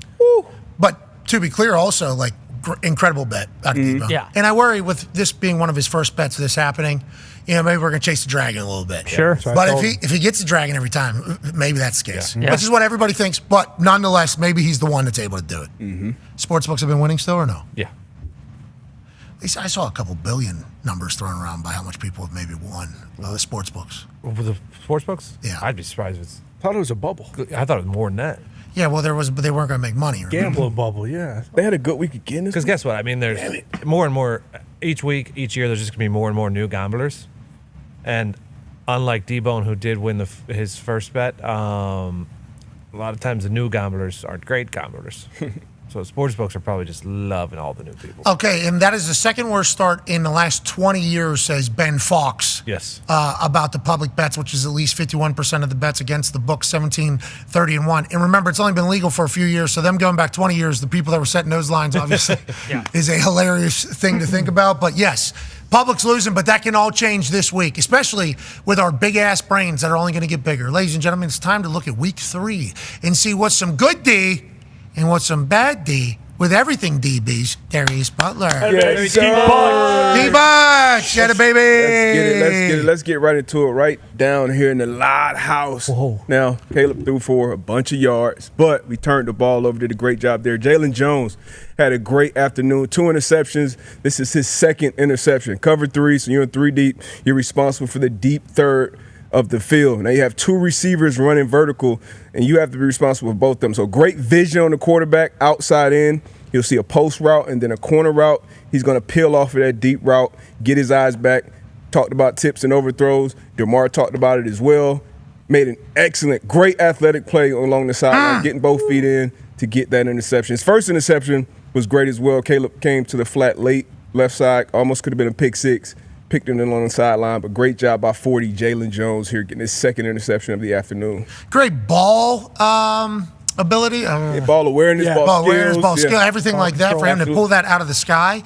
But then for him to be able to flip his hips, cut on a dime. It's almost like each week we're seeing that those combine drills for safety seemingly and for DBs. They translate. Very much. Hip fluidity and obviously being comfortable. And when you're in zone coverage, we talk about it over and over again. Your eyes are everything, breaking on intention, seeing the ball, feeling the routes. Now, this is kind of a zone coverage. When you're outside with a single high safety, you highlight the deep safety right on the Titans logo. That's a single high safety. So the quarterback knows right now, Will Levis knows these cornerbacks on the outside are one-on-one coverage. So, yeah, it's 3 deep, but it's really man when you're outside there by yourself.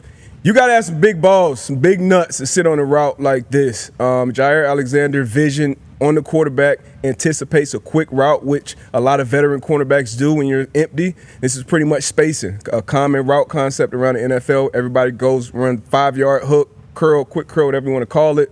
Jair Alexander with a wide split from DeAndre Hopkins. So a lot of people on TV or people watching would say, oh, this was a lazy route. This was that. Just a wide split, veteran corner, reading the split, reading the quarterback, breaking on the ball, making a great play on the ball. Once again, ball awareness, ball skills, and then taking it to the house. Can Jair sit on this because he's probably, I don't want to say doesn't. Not threatened by his speed? Yes. Absolutely. Absolutely. If that's Xavier Worthy or Tyreek Hill, he's probably not sitting on this route. But once again, if you rewind it to the beginning, with them being on the near hash, this is a really wide split. This is a max split, so that's one of the first things that cornerbacks, especially veteran cornerbacks, look at. Even up top, that's another wide split. So that's a pretty far throw. So DeAndre Hopkins, 9 times out of 10, is not running an out-breaking route. It's either going to be a runoff or something that's breaking inside a curl, a slant, a dig. So veteran cornerback, been around a long time. This is a great play from Jair. Not necessarily a terrible throw from Will Levis. He's definitely going to have some terrible plays. But it's just, a cornerback being all over from the beginning. Do they know that this is how the offense is being run too, Yeah, I mean, you first get and 10 here. Yeah, you get tendencies for sure. Once again, when you got quick game, when you only have 5 linemen in there blocking against their 4, a lot of times it's going to be, quick routes. First and 10, you want to get a drive starter. You want to get, something positive on the first play. And Jair Alexander set on it, made a great play. Xavier McKinney had another interception in this one. Didn't make the cut because it was just an overthrow, but just him doing his job. As a deep safety, you get back to kind of like DeMar pick. You get back there, tips and overthrows, you got to have them. A great play from Jair. Let's go to the Honey Badger. Once again, now they lost, but this is his 4th game in a row creating a turnover. Really? The old savvy vet. Now this is red 2. You can call it quarters, whatever it is. If you pause it right here, once again, concepts. So when been around the league for a long time, just like quarterbacks, you talk to Aaron, you talk to veteran quarterbacks, they'll look at a defense, they'll look at safeties and say, okay, it can be 1, 2, maybe 3 different coverages. When you are down here, you're getting red 2, man, blitzes, same type of coverages.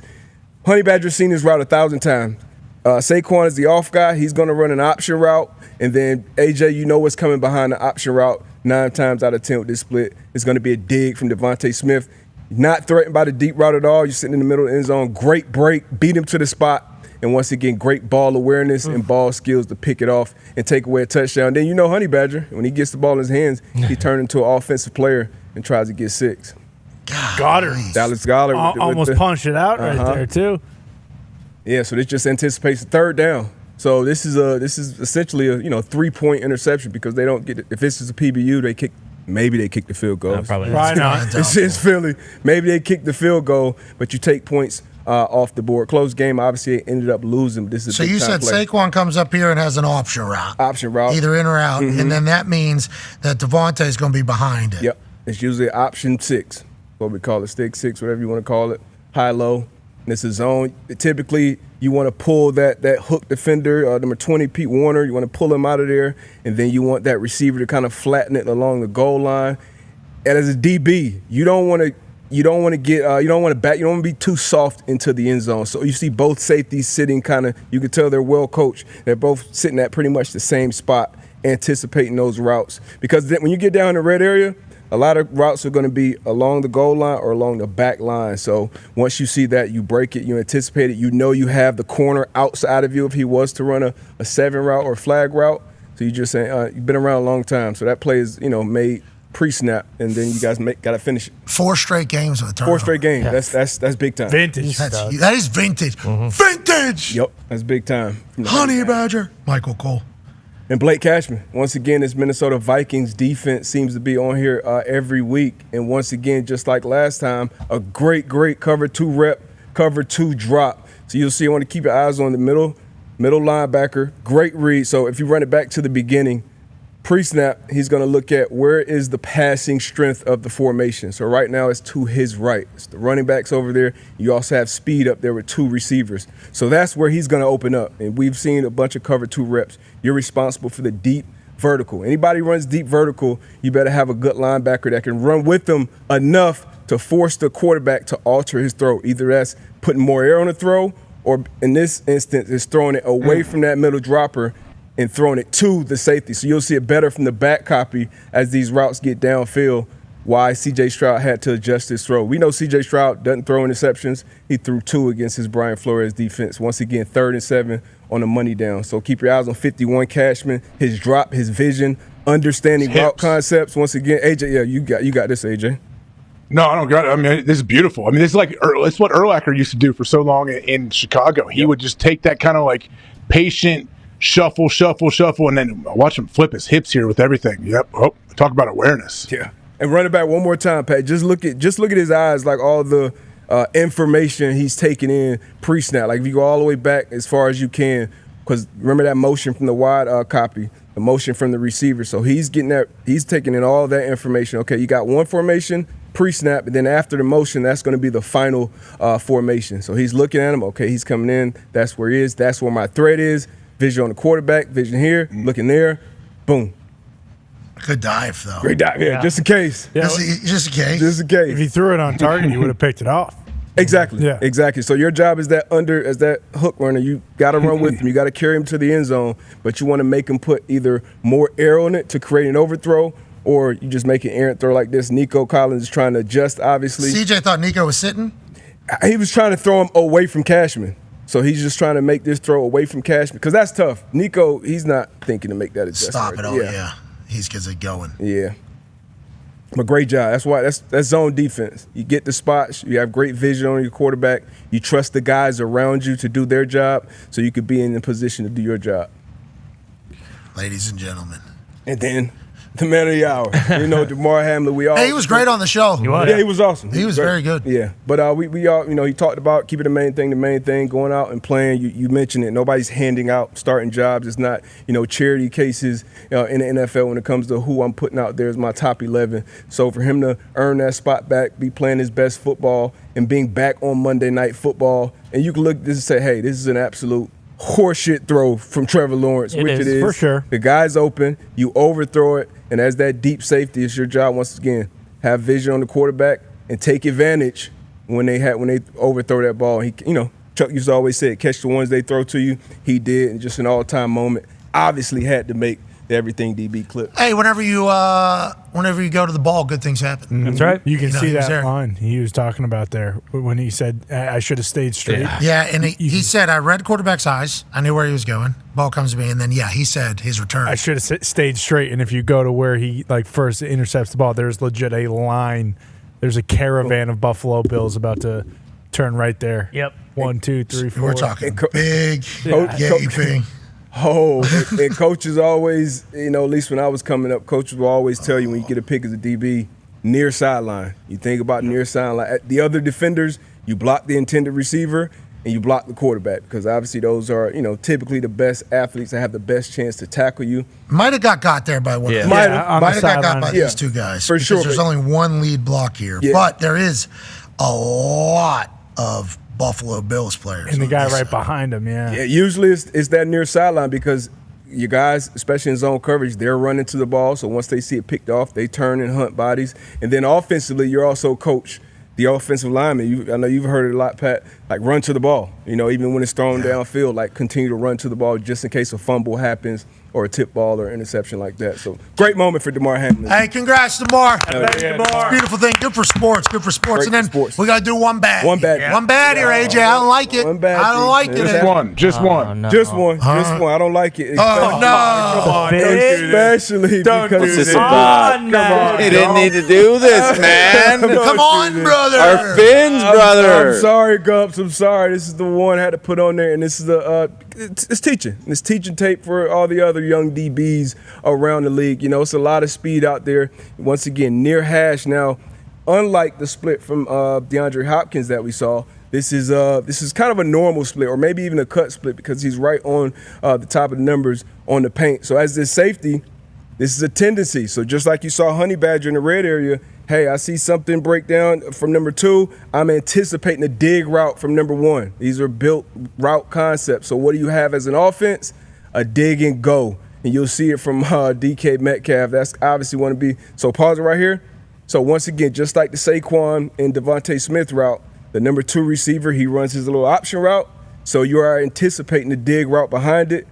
Good offense, you got to have a play and the counter. You hesitate, eyes in the backfield, and that is not a race you're winning with DK Metcalf. Great ball from Geno, and he's, like you mentioned earlier, he's picking up speed as he's going. That's a terrible, and I've been in that position, terrible feeling as a DB. My coach used to say, you're going to be the last one, to see it when those eyes are in the backfield. Boom, eyes in the backfield at the quarterback, good pump, good protection, great sell by the receiver. You got to sell it, and then, you've got to finish the play as an offense.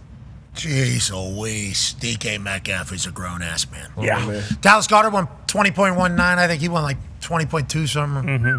Something like that. A lot of speed out there. He can fly. A lot of speed. Dallas' teammate was calling him slow, though. Big Jordan Mayada was saying, unhook the trailer. Unhook the trailer as Dallas Goedert was running. on. Love it. And they called him slow motherfucker at the end of it. And he said, I'm tired, but I'm happy, I promise. The offensive lineman mic'd up. They put that out. That's beautiful. I don't know who put that out.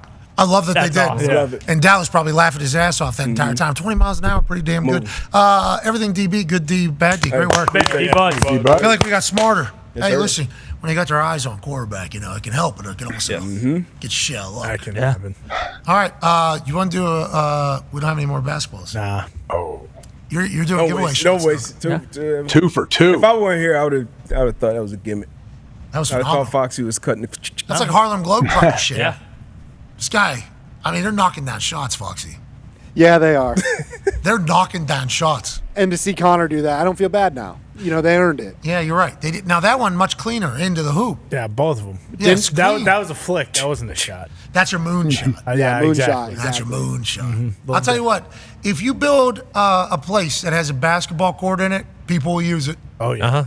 People will use it. That's just probably a rule that people should understand going forward. Or maybe a par 3 in the backyard. People use That it. too. Yep. People use it. Golf sim, not as much. I'm No. saying because the amount of shit. Yeah. It Play takes 2 too holes. It You freezes. You got to wait an hour and 45 minutes. Well, some people use it. Yeah, AJ uses it. Oh, you're talking about here. Yeah, there are Yeah. some that have time. That have the patience to use it. Yeah. Every time I try to use it freezes. I'm like, I'm done. It's a different level, too. It's like anything. If you have to go upstairs or downstairs, you're going to use it less than something that's bam right here. Bingo. Gym and showers. Yeah, weight room. Hawk House. Always bump it. Oh yeah. Gumpy's been on the 1s and 2s since its beginning, and I'll tell you what, he's really finding a groove too. Mm-hmm. He's doing a great job in the morning. Bump box. There's only been one day in like the last surprising. 10 days. Agreed. There's only been like one day in the last 10 days where I've come into the office and I've heard something that was like terrible. The other 9 days, it's like banger, banger, banger. And you go, and Gumpy goes, I know I don't need to introduce new songs to you guys. But he does give variety. Just He play does? the Oh, hits. yeah. Just play the hits. I'm not messing around with anything new. You're very good in there. Why is that surprising, AJ? Well, Gump likes to be the guy that introduces people to new music that people don't like, and there's a reason they have not heard it yet. Okay. Yeah, he's been ahead of some things, though. But some of them are bangers, too. Yeah, some of them are good. You're right. Shabuzi. Yeah, exactly. He had Shabuzi within the first 20 minutes of that song being released. Sent that, nice. texted, new banger, Yep. new banger, new You're banger. gonna miss when you're searching new. You're just gonna miss. That's how it goes. But you gotta get in the weeds. You gotta find something. And when you're looking for new music, Appreciate it. you tend to try, not Gumpy, I mean in general, you tend to try and like a song at first versus realizing it stinks, no Yeah. matter what. Well, then also there's songs that stink and then grow, which is Gumpy football. Gumpy will say he falls victim to that. I introduce you guys to songs, you don't like them, and then all of a sudden a month later, everybody's singing them. Isn't that interesting?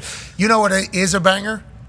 Nicey. Oh, my God. that is Oh, a yes. clean bang. Yeah. That is off.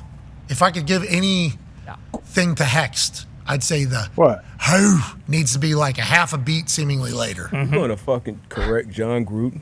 It's not John Gruden. Yeah, come on. His son. It's his bloodline. John Gruden correct him too in the video. Oh, that's Yeah. the only person I've seen do it. Yeah, it's his son, Hex. And he was doing it how I think we all do it. Yeah. Great content. You got to be better at music to be able to time it up. We're not as good as you, Hext. That's what we're learning. Of course. But that is a banger. It is. Good sound. That's his son's name, Hex. Yeah.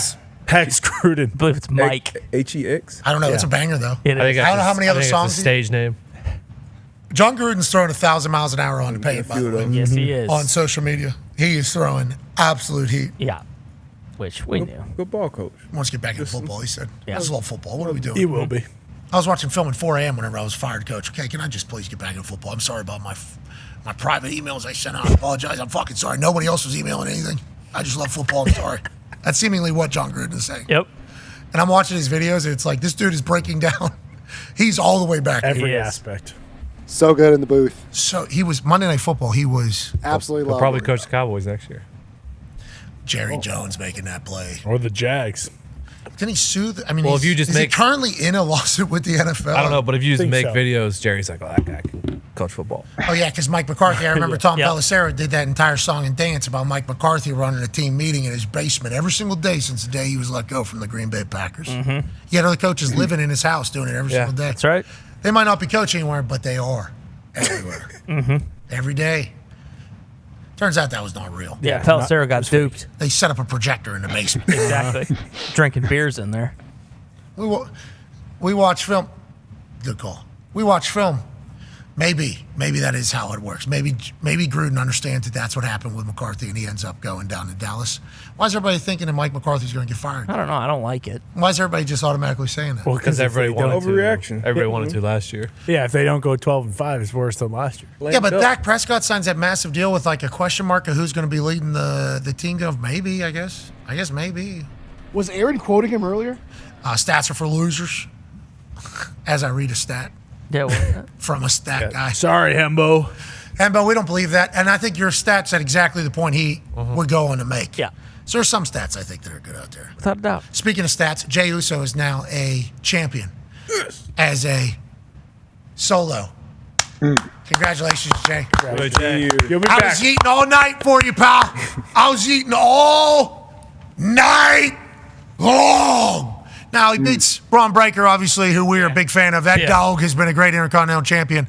But the Yeet celebration last night was glorious to watch. Some tears, obviously. Without a doubt. Everybody talks about this guy being a tag team legend with the Usos. He built up a phenomenal run as an individual, and then the Yeet thing took over the actual entire world. Oh, yeah. And then they wonder, what's next for Jay? Oh, are they waiting around for something to happen to Jay? Well, no. They make Jay Intercontinental Champion because he beats Braun Breaker fair and square. That's right. Congrats, Jay. Hell yeah, Jay. Proud of you, Jay. Oh, yeah. Jay's awesome. Yeah, the man. Jey Uso is awesome. That's why I'll stand up on a table anytime that song comes on and almost have a heart attack. Because I'm eating out of my goddamn boots. Because Jey Uso deserves it. Happy for him. I got emotional this morning. Hard not to. I saw a kid, WWE put out a great tweet. Kid getting emotional. Had the Uso cut. 1, 2, 3.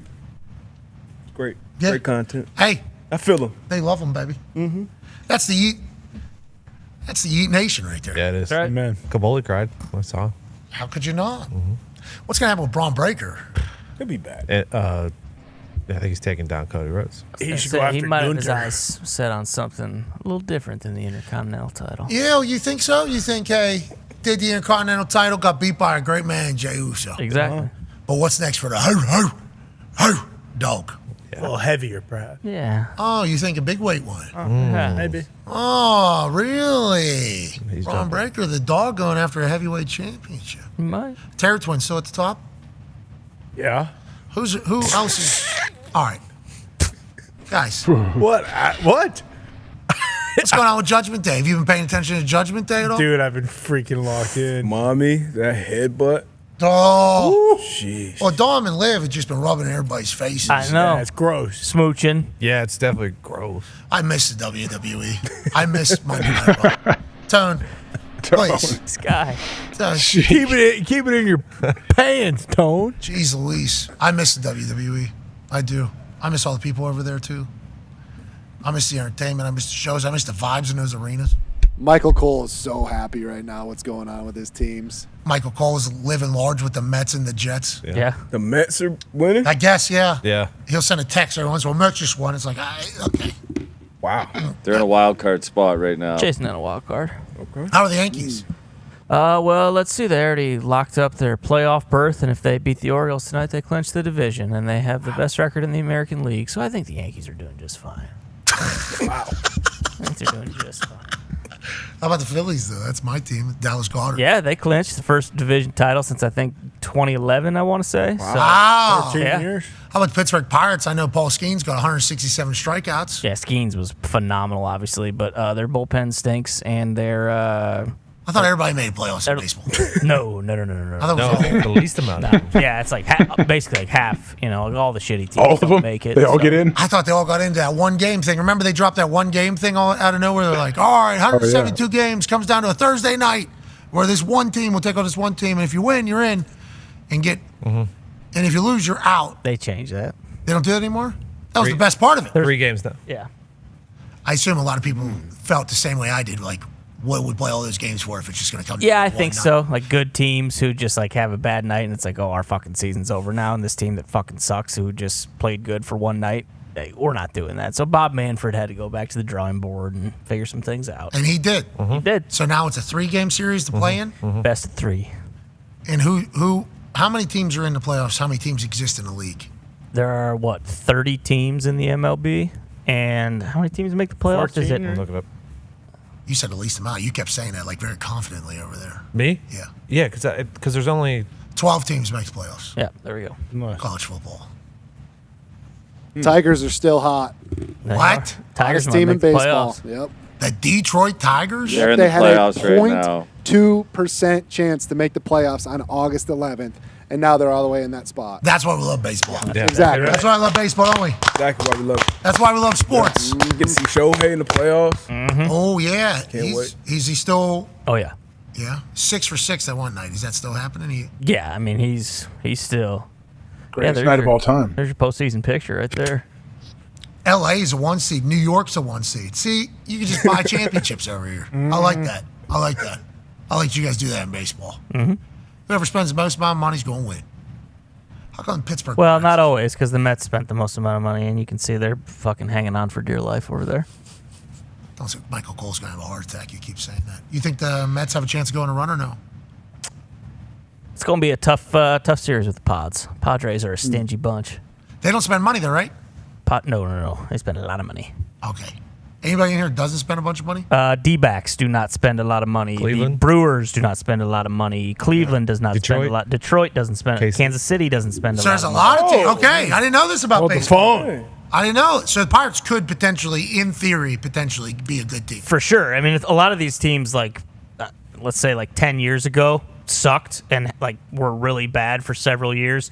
So they had a lot of high draft picks, and then now those like a lot of these teams, their farm teams were very, very good, and now these young guys are good and they're playing. So they haven't went through free agency and just paid a shitload of money. That's one way to do it. When's this all happen here? When's the playoffs start? So there's the Yankees have I believe 6 games left. Oh, jeez. So 6 games. October 1. There you go, October 1st. Okay, that's not that far. 6 games until then. Mm-hmm. Baseball's awesome. We're going to play every fucking day. That's Okay? right. We're going to play every day. For 11 months straight. Oh, really? 2 weeks off. Yeah. How long is Ty's getting mad at me for saying that. Well, that's just an Ty's defending asinine baseball. thing to say. November, December, It's an January, asinine February, thing to March. say. 5 months off. Oh, it's It's a 7 and 5. Oh, wow. Not That's before actually pretty not pitchers and bad catchers. at all. 7 months on the road? That's a long time. Well, look at brother. these hockey guys. They play all and then they get 2 weeks off, and it's like, hey, guess what? The boys got to fucking report back from They're already playing morning hockey skate. games. They True. are. I got an update Yeah. on my Golden phone the Knights other were day. playing last night. Yeah. Utah scored their first ever goal in franchise history. Congrats to Ryan Smith and the Utah hockey team. Hell yeah. On their own. Yeah. Yeah, own goal. Yeah, that's good. It goes in. Kind of.